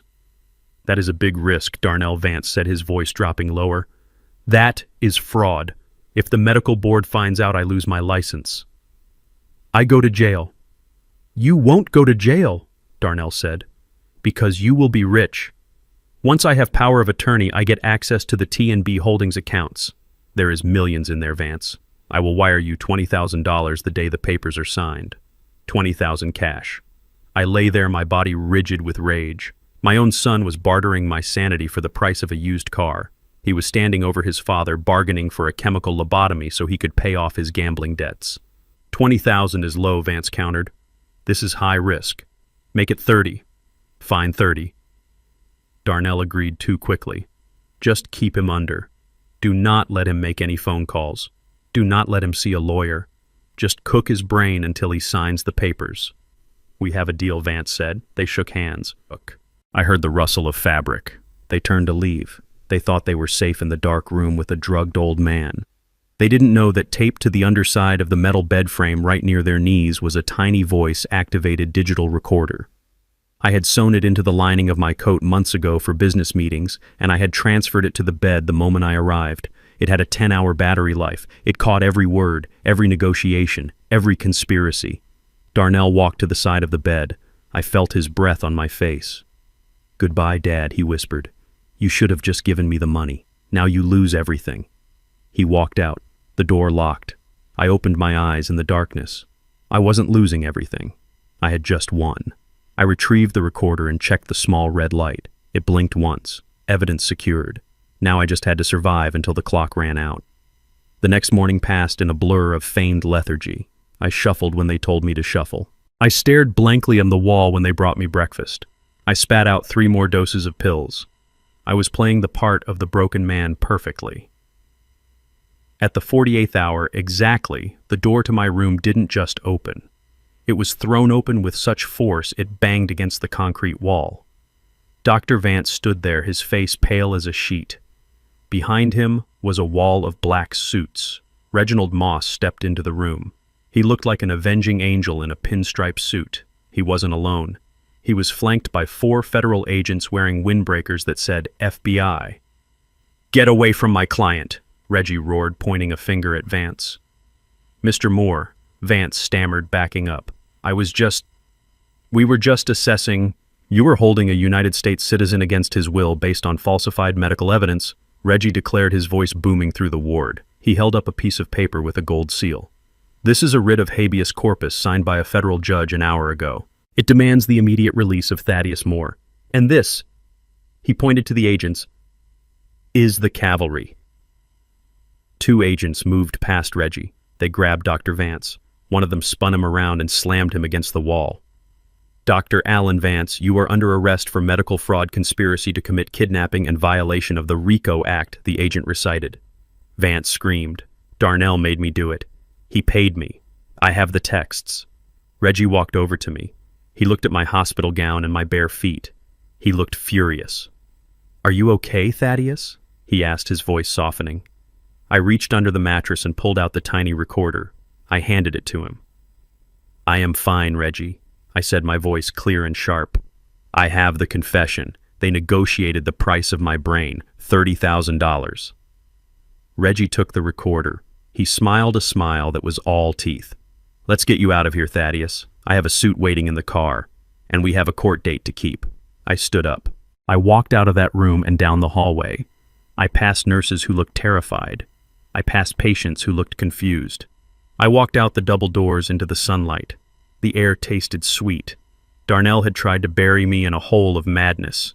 Instead, he had just dug his own grave, and I was holding the shovel.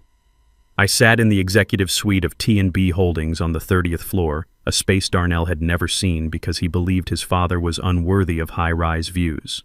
The city spread out below me, a grid of steel and ambition that I had helped build. On my desk sat a stack of contracts. They were the lifeblood of Visionary Strategies, the boutique marketing firm where Darnell held the title of senior vice president. He believed he had secured his position there through his charisma and business acumen.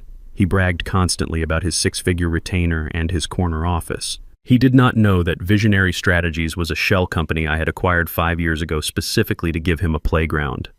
I was his only client. I was his only revenue stream. Every dollar he thought he earned was an allowance I paid him to feel important. I picked up my fountain pen. It felt heavy and cold. I looked at the termination order in front of me. It was a simple document. It stated that T&B Holdings was exercising its right to cancel all service agreements with Visionary Strategies effective immediately due to a conflict of interest and reputational risk. The cause listed was Darnell Moore. I signed my name. The ink was black and permanent. I handed the document to my assistant. "File it," I said, "and notify the building manager to initiate the lockout procedure for their suite." I turned to my computer monitors. I had access to the internal servers of Visionary Strategies. I watched the digital slaughter happen in real time. At 9 o'clock, the cancellation email hit the inbox of the agency's CEO, a man named Mr. Sterling, who I paid to babysit my son. At 9:05, the company bank accounts, which were linked to my corporate treasury, froze. The flow of money stopped instantly. It was like cutting the oxygen line to a diver. Darnell was sitting in his office, probably shopping online for watches he could no longer afford, unaware that the air in the room was already running out. I felt a grim satisfaction. He had told me I was no longer family. I was simply granting his wish by removing the family subsidy he had lived on for a decade. Across town, the collapse was swift and brutal. I had a live feed from the security cameras in the Visionary Strategies lobby.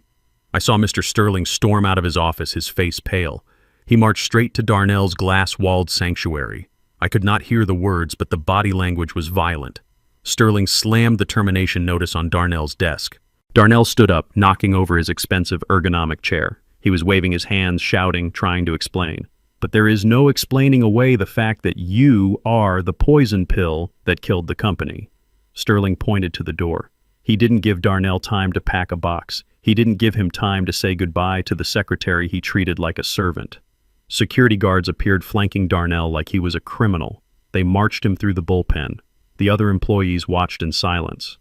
They knew.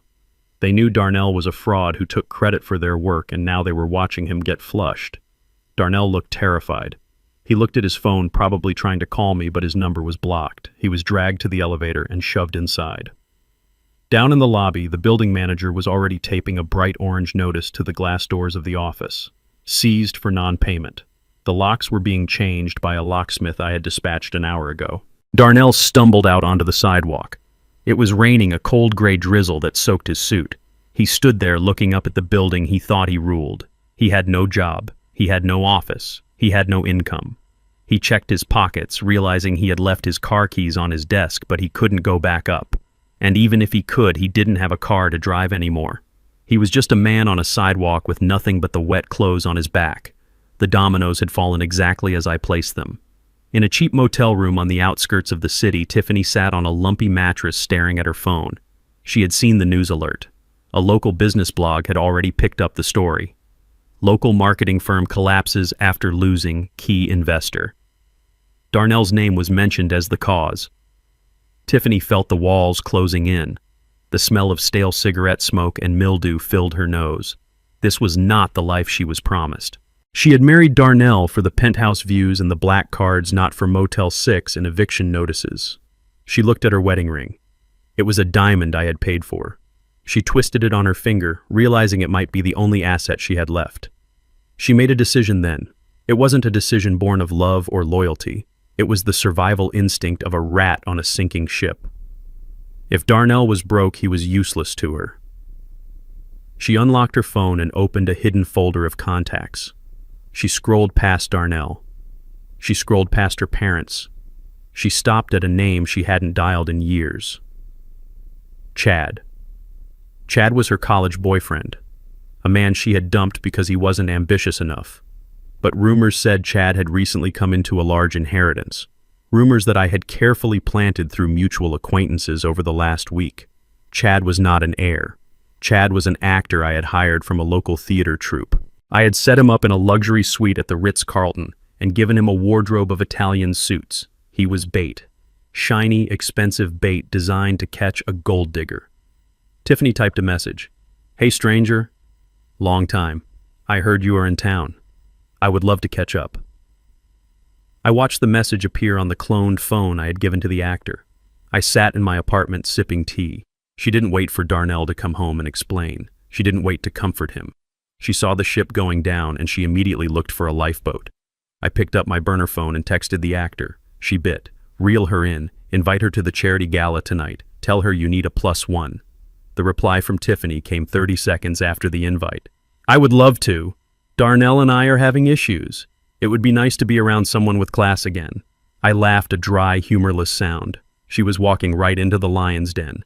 Darnell was losing his career and his wife was already putting on her makeup to meet another man.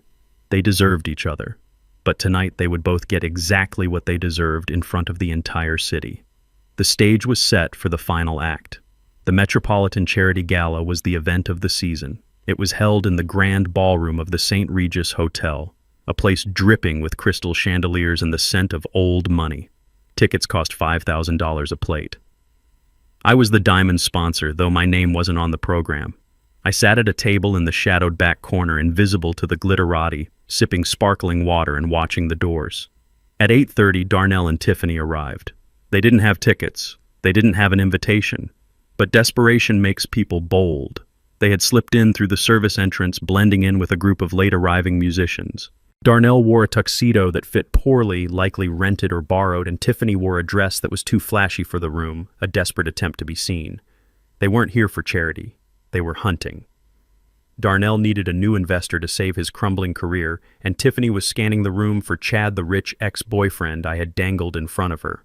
They moved through the crowd like sharks in a goldfish bowl, their eyes darting, their smiles tight and predatory. I watched Darnell corner a venture capitalist near the bar, talking fast, his hands waving. The man looked uncomfortable, inching away.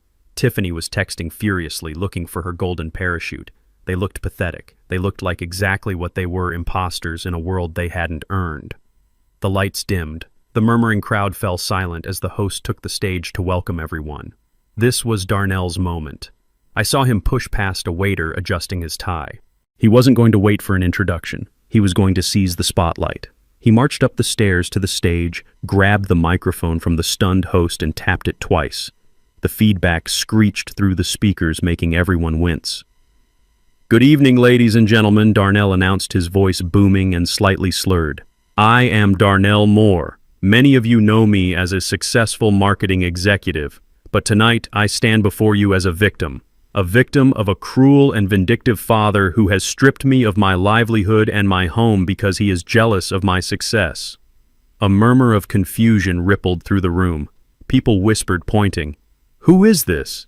Is this part of the show?" Darnell continued, gaining momentum. My father, Thaddeus Moore, is a tyrant. He hates that I married a woman of class. He hates that I have ambition. He has cut me off, left me destitute, and tried to destroy my reputation. But I am here to ask for your help. I am looking for partners who believe in innovation, who believe in family values unlike my father. He paused for effect, waiting for applause or sympathy. He got silence. Uncomfortable, heavy silence. And then behind him, the massive projection screen that was supposed to show images of starving children flickered to life. But it wasn't a charity video. It was grainy footage from a hotel room camera. The room was unmistakable, the Ritz-Carlton suite I had rented for Chad.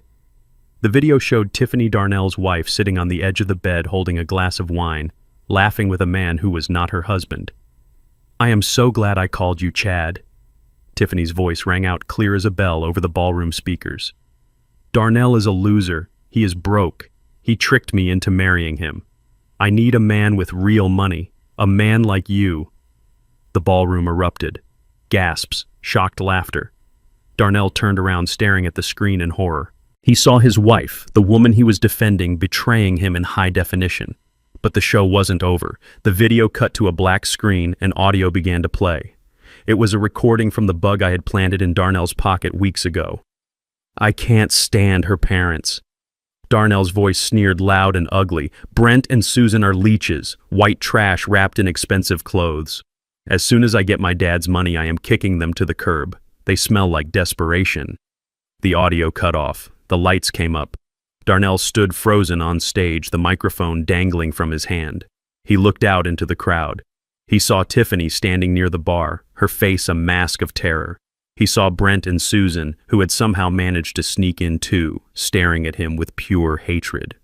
"You ungrateful little worm," Brent shouted, charging toward the stage. He wasn't a fighter, but rage gave him speed. He tackled Darnell, knocking him into the podium. They rolled on the floor, a tangle of limbs and tuxedos, punching and cursing. Tiffany screamed, trying to run, but she tripped on her dress and fell.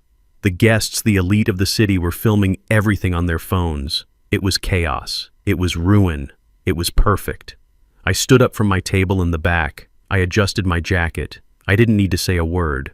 The truth had spoken for me. I walked toward the exit as security swarmed the stage to break up the fight. Darnell was finished. Tiffany was exposed. And the Miller family was at war with itself. I walked out into the cool night air, leaving the heat of their destruction behind me. Protocol Z was complete. Now it was just a matter of cleaning up the debris. 3 days after the charity gala, the city was buried under a sheet of freezing rain. The streets were empty, and the wind howled through the alleyways of the South Side. I sat in the darkness of my living room, the only light coming from the street lamps filtering through the blinds. I was not asleep. I was waiting. I knew my son. I knew that when a man is stripped of his pride, his money, and his reputation, he does not reflect on his sins. He lashes out. He seeks a quick fix. And Darnell knew exactly where I kept my ledger. He remembered the steel safe behind the painting of the lighthouse. He believed that safe was filled with stacks of cash, the millions I had hidden from him. He did not understand that the true value was in the paper trail, not the paper currency. At 2 in the morning, a shadow moved across the front window. It was a clumsy, stumbling shadow. Darnell was drunk. I could hear him muttering to himself outside, cursing the cold, cursing the ice, cursing me. He was holding a bottle of cheap whiskey in one hand and something that glinted in the streetlight in the other. It was a long, serrated kitchen knife. He had not come to talk. He had come to take. He had reached the end of the road. His friends had abandoned him. His wife was at war with him. His in-laws were revealed as frauds. He had nowhere to go but back to the father he despised, not to beg for forgiveness, but to demand what he felt was his birthright. I heard the scratch of metal on the lock. He was trying to pick it, but his hands were shaking too much. He grew frustrated. He kicked the door once, twice, 3 times. The wood held. I had reinforced the frame days ago, anticipating this exact moment. He screamed a sound of pure animal rage. Then came the sound of shattering glass. He had used the handle of the knife to smash the small window pane near the latch. He reached in, unlocking the deadbolt from the inside. The door swung open, crashing against the wall. Darnell stumbled into the hallway. He brought the smell of the storm with him, mixed with the stench of sweat and alcohol. He didn't call out my name. He didn't check to see if I was awake. He moved with a singular, destructive purpose. He marched into the living room, kicking over a small table where I kept my reading glasses. The lamp crashed to the floor, the bulb popping with a sharp hiss. "Where is it?" he slurred, swinging the knife through the empty air. "Where is the money, old man? I know you have it. You have millions. You owe me." He walked to the wall. He ripped the painting of the lighthouse down. The canvas tore. The frame splintered. He threw it behind him, not caring that it was a gift from his mother, painted by her own hands 20 years ago. He saw the safe. His eyes lit up with a feral greed. He dropped the whiskey bottle. It shattered on the floor, soaking the rug. He grabbed the dial of the safe with both hands, spinning it frantically left and right as if force alone could open the tumblers. "Open up," he screamed, banging his fist against the steel door. "Open up, you piece of junk!" When the safe didn't yield, he turned his rage on the room. He slashed the sofa cushions with the knife, ripping the fabric, sending stuffing into the air like snow. He swept my books off the shelves. He smashed a vase that had been in the family for generations. He was destroying the only home he had ever truly known, trying to find a fortune that he would have just squandered in a week. It was heartbreaking. It was pathetic. It was the final proof that the son I loved was gone, consumed by the monster of his own entitlement. He turned toward the hallway, breathing heavily, the knife held low at his side. "I am going to wake him up," he muttered. "I am going to put this knife to his throat and make him open it. He is going to give me everything." He took a step toward my bedroom. Click. The sound was loud in the sudden silence. It was the sound of a heavy industrial light switch being thrown. The overhead floodlights I had installed in the corners of the room blazed to life, blindingly bright. Darnell threw his hands up to shield his eyes, dropping the knife in his surprise. It clattered to the hardwood floor. "Hello, son," I said. I was sitting in my armchair in the corner of the room. I hadn't moved an inch. I was wearing my best suit. My hands were rested calmly on the arms of the chair, but I was not alone. Sitting on a folding chair next to me was a man in a full uniform, Chief of Police Marcus Holloway. Marcus and I went back 40 years. We played chess on Tuesdays. He was drinking a cup of tea. Darnell blinked, trying to focus. His eyes adjusted to the light. He saw me. He saw the chief. He saw the knife on the floor between us. He looked at his hands, which were still raised in a defensive posture. He looked at the destruction around him. The torn sofa, the broken lamp, the shattered vase. "Dad," Darnell whispered, his voice trembling. I lost my keys. I was just looking for—" "Stop," Marcus said. His voice was deep and authoritative. He didn't shout. He didn't have to. He stood up slowly, placing his tea on the side table.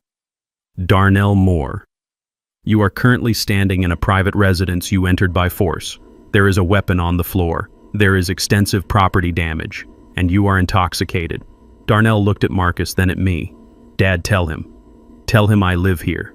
Tell him it is a misunderstanding." I looked at my son. I looked at the boy who used to run into my arms when he scraped his knee. I looked at the man who had just threatened to cut my throat for money. "You don't live here, Darnell," I said, my voice flat. "You were evicted. You received the legal notice. You are trespassing. You are armed. And you just attempted to rob me." "No," Darnell cried, dropping to his knees. "I wasn't going to hurt you. I just needed the money. The loan sharks, Dad, they are going to kill me. I needed the cash in the safe." "There is no cash in the safe," I said. "Just paper. Just the proof of everything I gave you and everything you wasted." Marcus walked over to Darnell. He pulled a pair of handcuffs from his belt. The metal clicked as he snapped them onto Darnell's wrists. "Darnell Moore, you are under arrest for breaking and entering assault with a deadly weapon and attempted robbery," Marcus recited. "You have the right to remain silent." Darnell began to sob. It was an ugly sound, a mixture of fear and self-pity. "Dad, please. Don't let them take me. I am your son." I stood up. I walked over to him. I looked down at the mess he had made of my life and his own.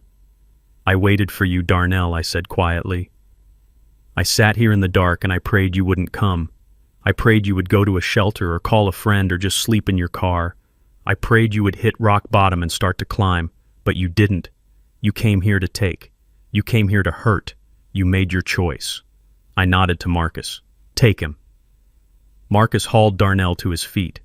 They walked toward the door, past the broken glass and the ruined painting.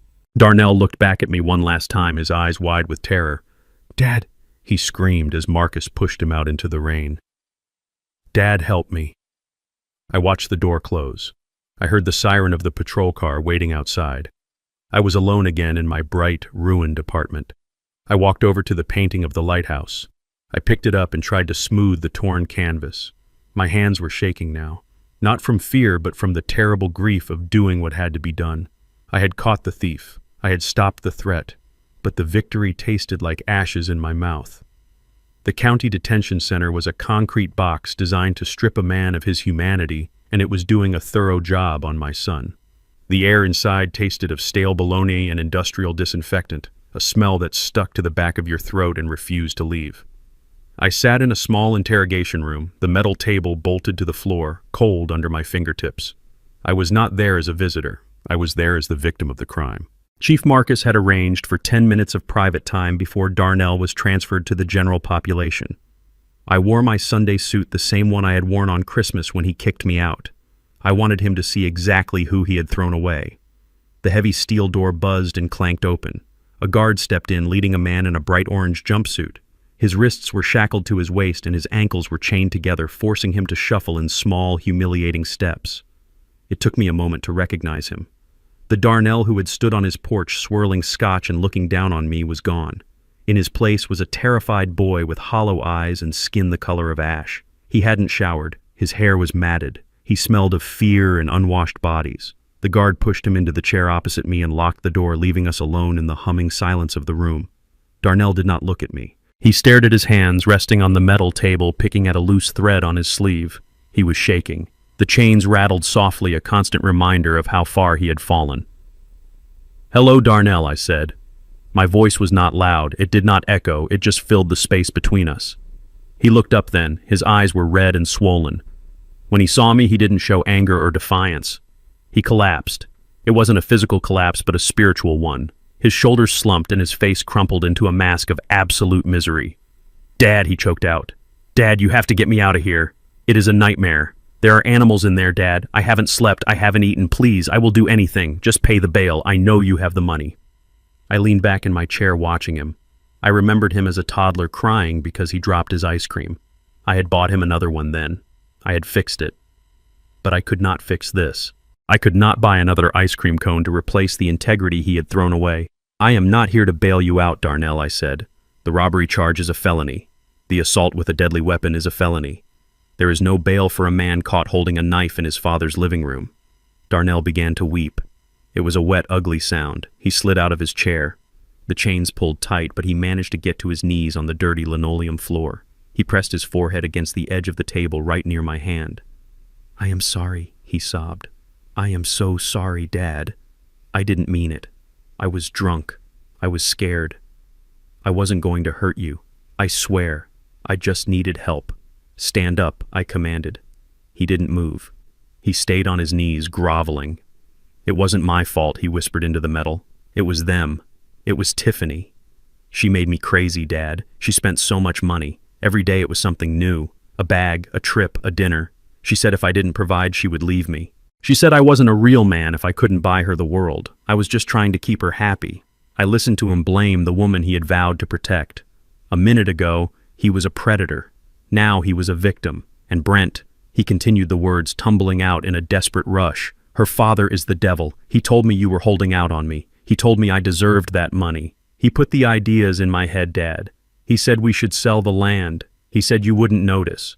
I didn't want to do it. I told him it was wrong. But he pressured me. He said we needed the cash to pay off the caterer. He said you owed it to us." I felt a surge of disgust so potent it tasted like bile. Even here in chains, he could not take responsibility. He was willing to throw his wife and his father-in-law into the fire just to see if it would burn down the prison walls. He was a coward, a weak, spineless man who would sell anyone to save his own skin. "So you are saying you are innocent?" I asked, my voice flat. "You are saying Tiffany and Brent forced you to take a knife and break into my house?" "Yes," Darnell cried, looking up at me with hope in his eyes. "Yes, Dad. They manipulated me. I am the victim here. Please tell the police. Tell them I am a good son. Tell them to let me go home." I reached into my jacket pocket. I didn't pull out a checkbook. I pulled out a document. It was a single sheet of paper folded in thirds. I unfolded it and smoothed it out on the table. It was a plea agreement drafted by Reggie and approved by the district attorney an hour ago.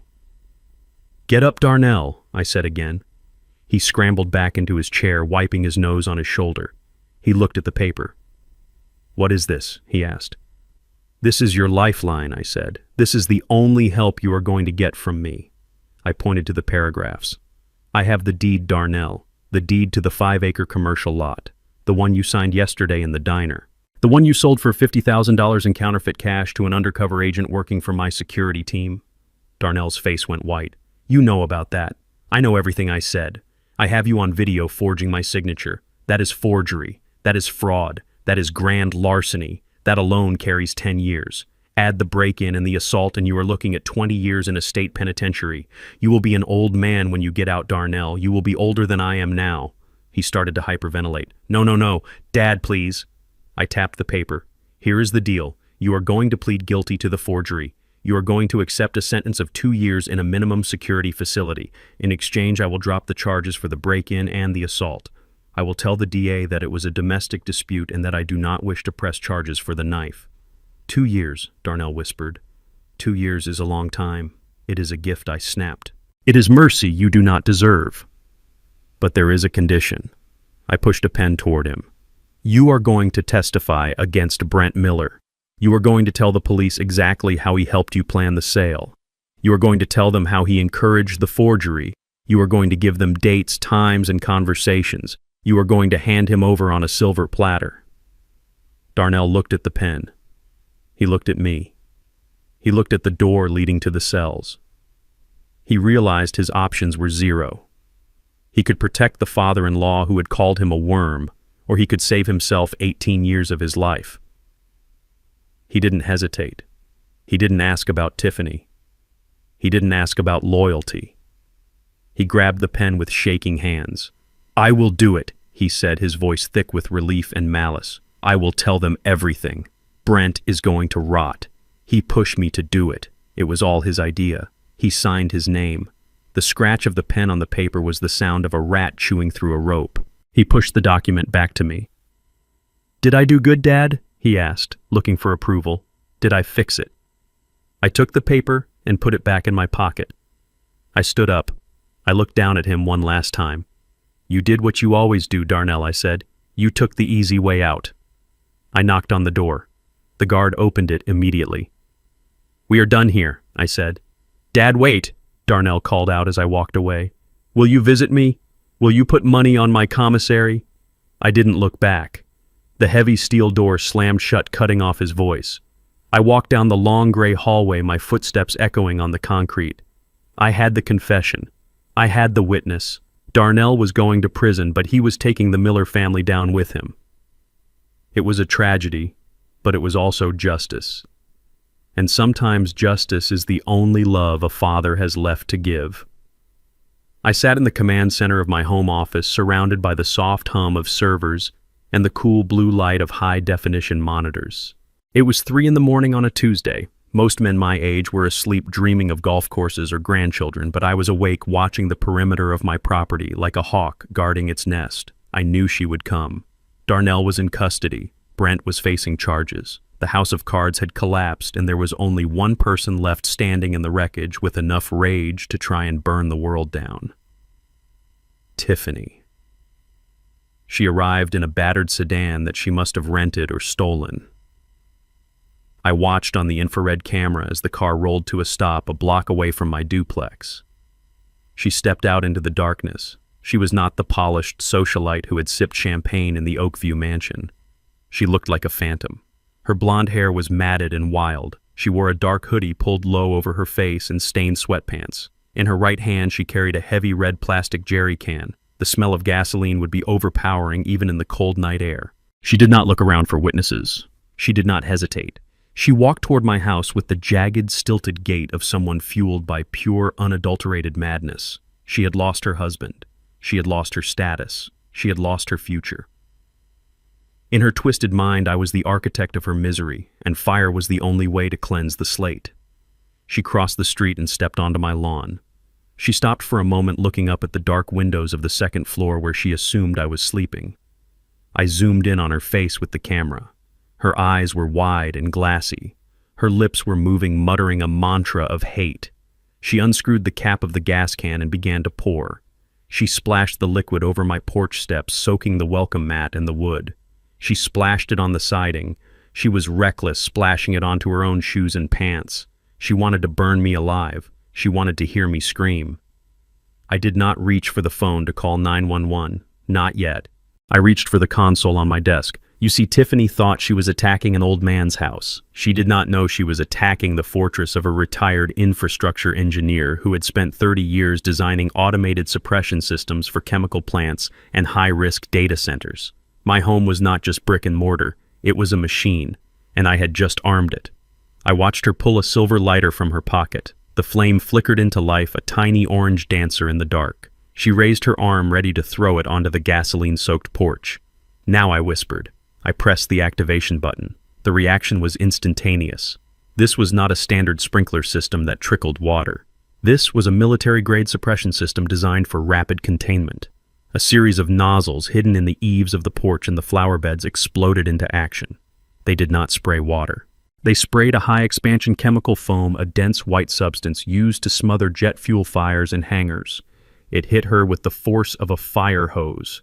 The foam expanded on contact, filling the entire porch area in seconds. It knocked the lighter from her hand, extinguishing the flame instantly. It knocked Tiffany off her feet. She screamed, but the sound was muffled by the expanding white mass. The foam was sticky and heavy. It clung to her clothes, her hair, her skin. It filled the space, rising to waist height in a matter of heartbeats. She tried to stand, but she slipped on the slick chemical sludge. She tried to run, but the foam was like quicksand, weighing her down, disorienting her. She flailed her arms, looking like a drowning swimmer in a sea of marshmallows. I activated the second phase of the defense, the floodlights. 6,000 lumens of LED light blasted the front yard, turning the night into a blinding white day. Tiffany covered her eyes, shrieking in terror. She was completely exposed. A figure coated in white slime, smelling of gasoline and failure, trapped in a cage of light and foam. Then the audio system kicked in.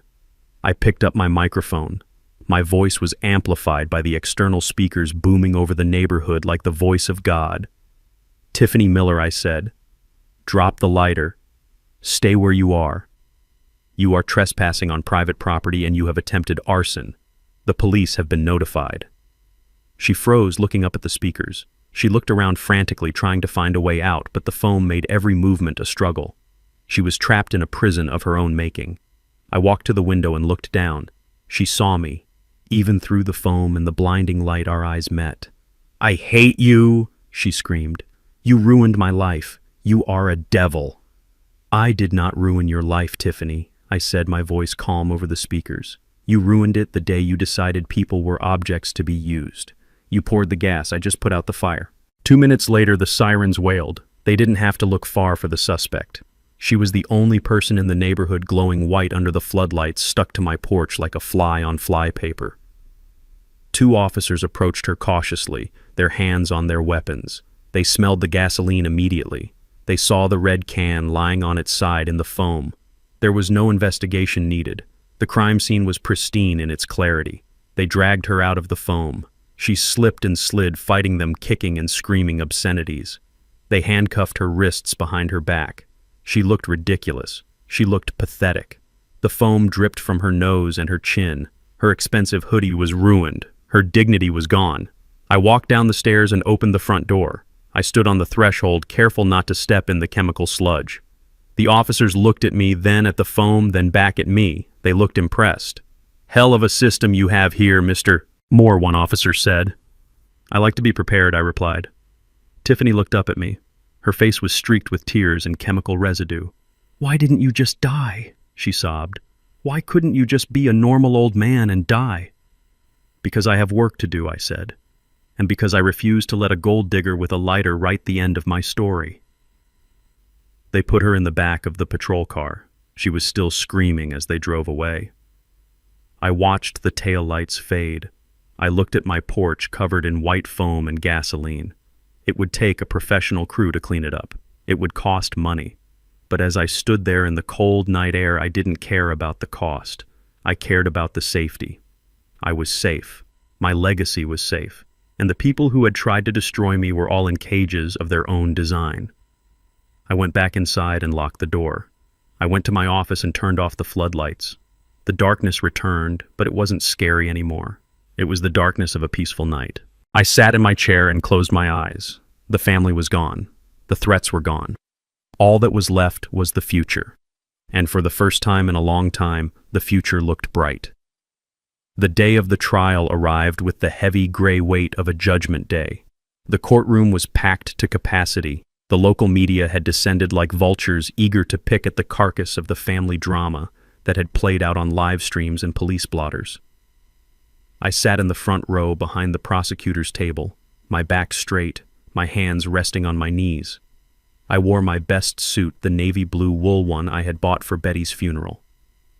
Next to me, Reggie sat like a stone lion, his briefcase full of the paperwork that would seal the fate of my son and his wife. Darnell and Tiffany were led into the room in shackles. They were not sitting together. The state had separated them after Tiffany tried to claw Darnell's eyes out during their arraignment. Darnell looked like a shell of a man. His orange jumpsuit hung loosely on his frame, and his hair, which he used to style with expensive gels, was matted and dull. He scanned the crowd frantically until his eyes landed on me. He didn't look angry. He looked pleading. He looked like he was still hoping I would stand up and tell the judge it was all a big mistake. Tiffany, on the other hand, looked feral. Her prison grays were stained, and she glared at me with a hatred so pure it almost crackled in the air. The defense attorney, a court-appointed lawyer who looked like he hadn't slept in a week, stood up to make his opening statement. He tried to paint a picture of me as a tyrant. He described Darnell as a desperate son pushed to the brink by a father who hoarded resources and demanded impossible standards. He called me a miser. He called me manipulative. He argued that Darnell's actions, while illegal, were the result of extreme financial duress caused by my cruelty. He tried to garner sympathy for the young couple struggling to survive in a harsh economy. While the patriarch sat on a pile of gold he refused to share. It was a good story. It was the story Darnell had told himself for years. Then it was my turn to take the stand. I walked up the steps to the witness box. I swore to tell the truth. I looked out at the jury, 12 strangers who would decide the ending of this tragedy. Reggie stood up. He didn't pace. He didn't shout. He just asked one simple question. Mr. Moore, the defense claims your son was destitute and that you withheld support. Can you please state for the court your occupation and your estimated net worth? I leaned into the microphone. I looked directly at Darnell. I wanted him to hear this. I wanted him to understand the magnitude of what he had thrown away. I am a retired infrastructure engineer, I said, my voice filling the room. But I am also the founder, chairman, and sole proprietor of T&B Holdings. Darnell frowned. Nell. He knew the name T&B. It was on the lease of his house. It was on the registration of his car. But he had always assumed it was some faceless corporate entity I had rented from. He never put together that T stood for Thaddeus and B stood for Betty. T&B Holdings. I continued owns 12 commercial shopping centers in the tri-state area. It owns the industrial park on the west side. It holds the municipal contracts for the water filtration systems of this city and 3 others. It owns a portfolio of residential apartment complexes, including the one where I reside. The courtroom grew quiet. The scratching of the court reporter's machine was the only sound. And, your net worth? Reggie prompted. I paused. I had never said the number out loud. I had kept it a secret even from myself in some ways. It was just numbers on a screen, a score in a game I was playing against poverty. As of the audit completed last week, my personal assets and corporate holdings are valued at approximately $62 million. The reaction was visceral. A collective gasp rippled through the gallery. The jury's eyes went wide, but the most violent reaction came from the defense table. Darnell's head snapped back as if he had been punched. 60 million. He mouthed the words. 60 million. He had sold a plot of land for $50,000 counterfeit cash. He had stolen $50,000 over 5 years. He had tried to kill me for an insurance policy he thought was worth maybe $200,000. He had been sitting at a table eating crumbs while starving, never realizing he was sitting in a bakery. Tiffany let out a low moan. She slumped in her chair, staring at me with a mixture of horror and greed. She had called me a pauper. She had laughed at my truck. She realized now that I could have bought her entire family tree and turned it into firewood without making a dent in my bank account. You lied, Darnell shouted, jumping up from his seat, his chains rattling. You lied to me. You acted poor. You drove that truck. You tricked me. Order. The judge banged his gavel. Sit down, defendant. I did not lie, Darnell, I said into the microphone. I just didn't brag. I lived below my means so I could build something lasting. I wanted to give it to you. All of it. It was all in the trust you tried to break into, the trust you destroyed. Darnell was breathing hard, hyperventilating. $60 million. He was doing the math. He was calculating the yachts, the cars, the houses. He was seeing the life he could have had if he had just been patient, if he had just been kind, if he had just opened the door on Christmas instead of slamming it. Reggie waited for the room to settle. He walked over to the evidence table and picked up a document. It was a single sheet of paper with a bank seal, Mr. Moore, Reggie said. The defense argues that your son is your only heir and that his actions were driven by the anxiety of his future inheritance. Can you please explain the current status of your estate? I looked at Darnell. This was the final blow. This was the mercy kill. I realized last week that money was the poison, I said. It was the disease that infected my family. It made my son lazy. It made him entitled. It made him a criminal. As long as that money existed, he would never learn. He would always be waiting for me to die. He would always be plotting. I took a deep breath. So I removed the temptation. Darnell froze. What? Yesterday morning, I said, my voice steady. I executed a wire transfer. I liquidated 80% of my liquid assets, and I signed over the deeds to the commercial properties to a charitable trust. No, Darnell whispered. No, you didn't. I donated $50 million to the Thaddeus and Betty Moore Scholarship Fund, I declared. It will provide full-ride university scholarships for underprivileged youth in this city. Kids who want to work. Kids who want to build something. Kids who would never slam a door in their father's face. The silence in the courtroom was absolute. It was the silence of a vacuum. $50 million gone, vanished from Darnell's future. I kept the house, I added, and enough for my retirement. But the inheritance, Darnell, the empire, it is gone. I gave it away. Because I love you enough to let you save yourself. You are going to prison with nothing. And when you come out, you will have nothing. You will have to work. And that is the only gift I have left to give you. Darnell stood up. He swayed. His face went gray. His eyes rolled back in his head. The reality of the loss was too much for his brain to process. He didn't just lose a lawsuit. He lost the lottery ticket he had been holding since birth. He collapsed. He hit the floor with a heavy thud, his chains clattering against the wood. Darnell Tiffany screamed. The bailiffs rushed forward. The judge called for a recess. I sat in the witness box and watched them tend to my son. I felt a profound sadness but no regret. I had cauterized the wound. I had burned away the rot. He was broke. He was going to prison. But for the first time in his life, he was free. He was free from the expectation of my money. He was free to be a man. Whether he survived that freedom was up to him. I stood up and walked out of the courtroom, leaving the chaos behind me. I had a meeting with the scholarship board. I had futures to build. The snow fell softly on Oakview Drive, covering the manicured lawns in a blanket of pristine white. It was Christmas morning, exactly 1 year since the day my son slammed a heavy oak door in my face and told me I was no longer his family. I parked my Ford truck in the same spot I had parked it then, but this time no one looked at it with disgust.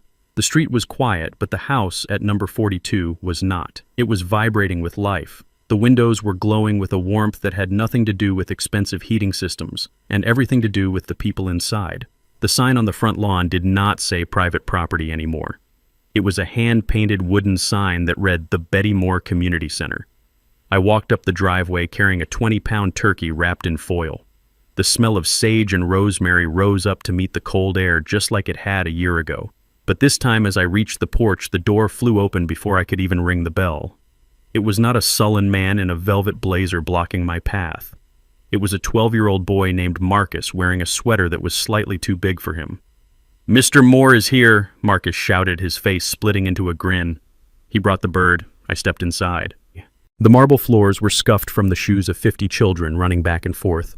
The crystal chandelier was still there, but it was draped in paper chains made by hand. The silence of the mausoleum Darnell had built was gone, replaced by the chaotic, beautiful noise of laughter and music. Motown played from a speaker in the corner, filling the high ceilings with soul.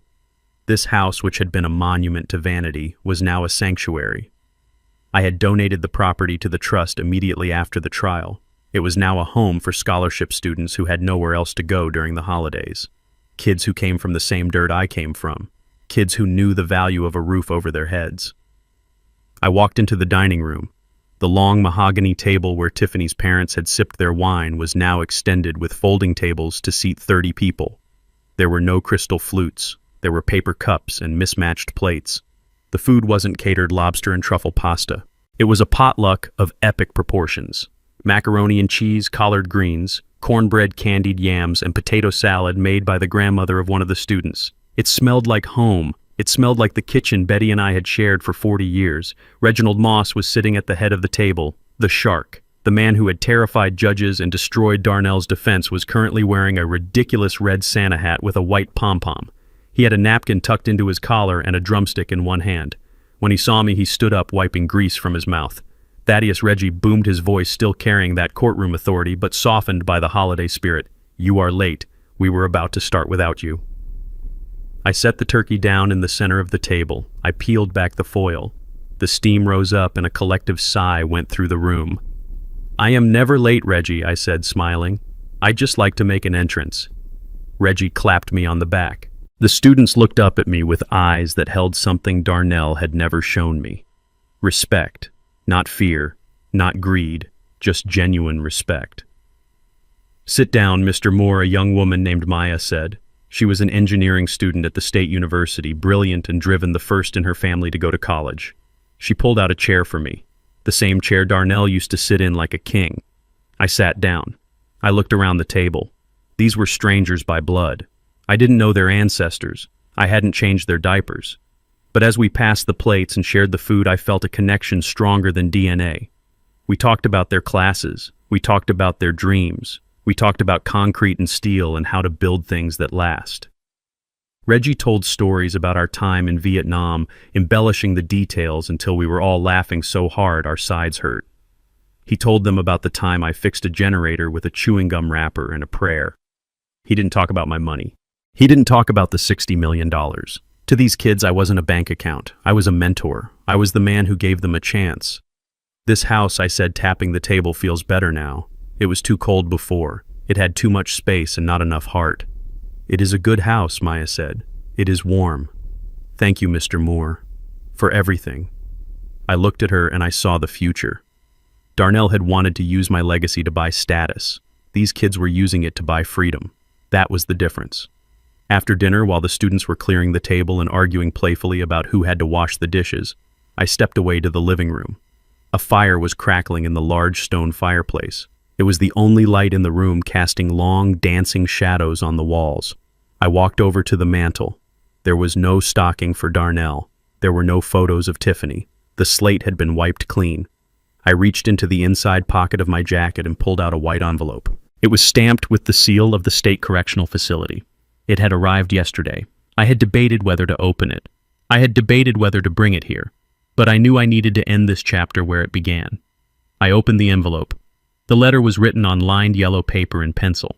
Darnell's handwriting was small and cramped, completely different from the flamboyant signature he used to sign checks. "Dad," it read. "I hope you are okay. It is cold in here. I have a job in the laundry. I make 12 cents an hour. It is hard work. My hands hurt. I think about you a lot. I think about the truck. I think about the turkey. I am sorry. I know that word doesn't mean much coming from me, but I am. I lost everything because I didn't know what I had. Merry Christmas." I read it twice. I looked for the anger that used to burn in my gut. I looked for the betrayal, but I couldn't find them. They had faded, leaving behind a quiet, dull ache. I wasn't angry anymore. I was just tired. Darnell was learning the lesson of labor. He was learning that 12 cents earned by sweat is worth more than $100 given by a father. It was a hard lesson, a cruel lesson, but it was the only one that would save him. He was sorry. I believed him. Prison has a way of clarifying a man's perspective, but sorry didn't fix the window he broke. Sorry didn't erase the knife he brought into my home. Sorry didn't change the fact that he had chosen money over me. I looked at the fire. The flames licked at the logs, hungry and bright. "I love you, son," I whispered to the empty room. "I love you enough to let you stay where you are. I love you enough to let you become a man, even if you have to do it in a cage." I held the letter over the fire. The paper curled and browned from the heat. Then it caught. The yellow flame consumed the pencil words. It consumed the apology. It consumed the past. I watched it burn until it was nothing but black ash floating up the chimney into the cold winter night. I turned around. Reggie was standing in the doorway watching me. He held 2 glasses of cognac. He didn't ask about the letter. He didn't ask about Darnell. He knew. "To family," Reggie said, handing me a glass. I took it. I looked back toward the dining room where the laughter of 30 young people was filling the air. "To family," I repeated. "The one we build, not the one we are born with." We clinked glasses. The sound was a soft, clear bell in the warm room. I took a sip. It burned, going down a good, clean burn. I was 71 years old. I had lost a son, but I had gained a future. I walked back into the light of the dining room ready to serve dessert. The turkey was gone. The past was ash. And for the first time in a long time, I was truly home. Thaddeus's journey teaches us a harsh but necessary truth. Shared DNA does not guarantee loyalty, nor does it entitle anyone to unconditional support in the face of disrespect. Darnell's downfall wasn't just about losing an inheritance. It was the inevitable result of valuing superficial status over genuine human connection. True wealth isn't found in bank accounts or luxury cars, but in the integrity of earning one's way and the bonds we build with those who truly respect us. Sometimes the most loving act a parent can do is to let their child fall so they might finally learn how to stand on their own. If you believe that true family is built on respect, rather than blood, hit that like button and subscribe for more stories of justice served.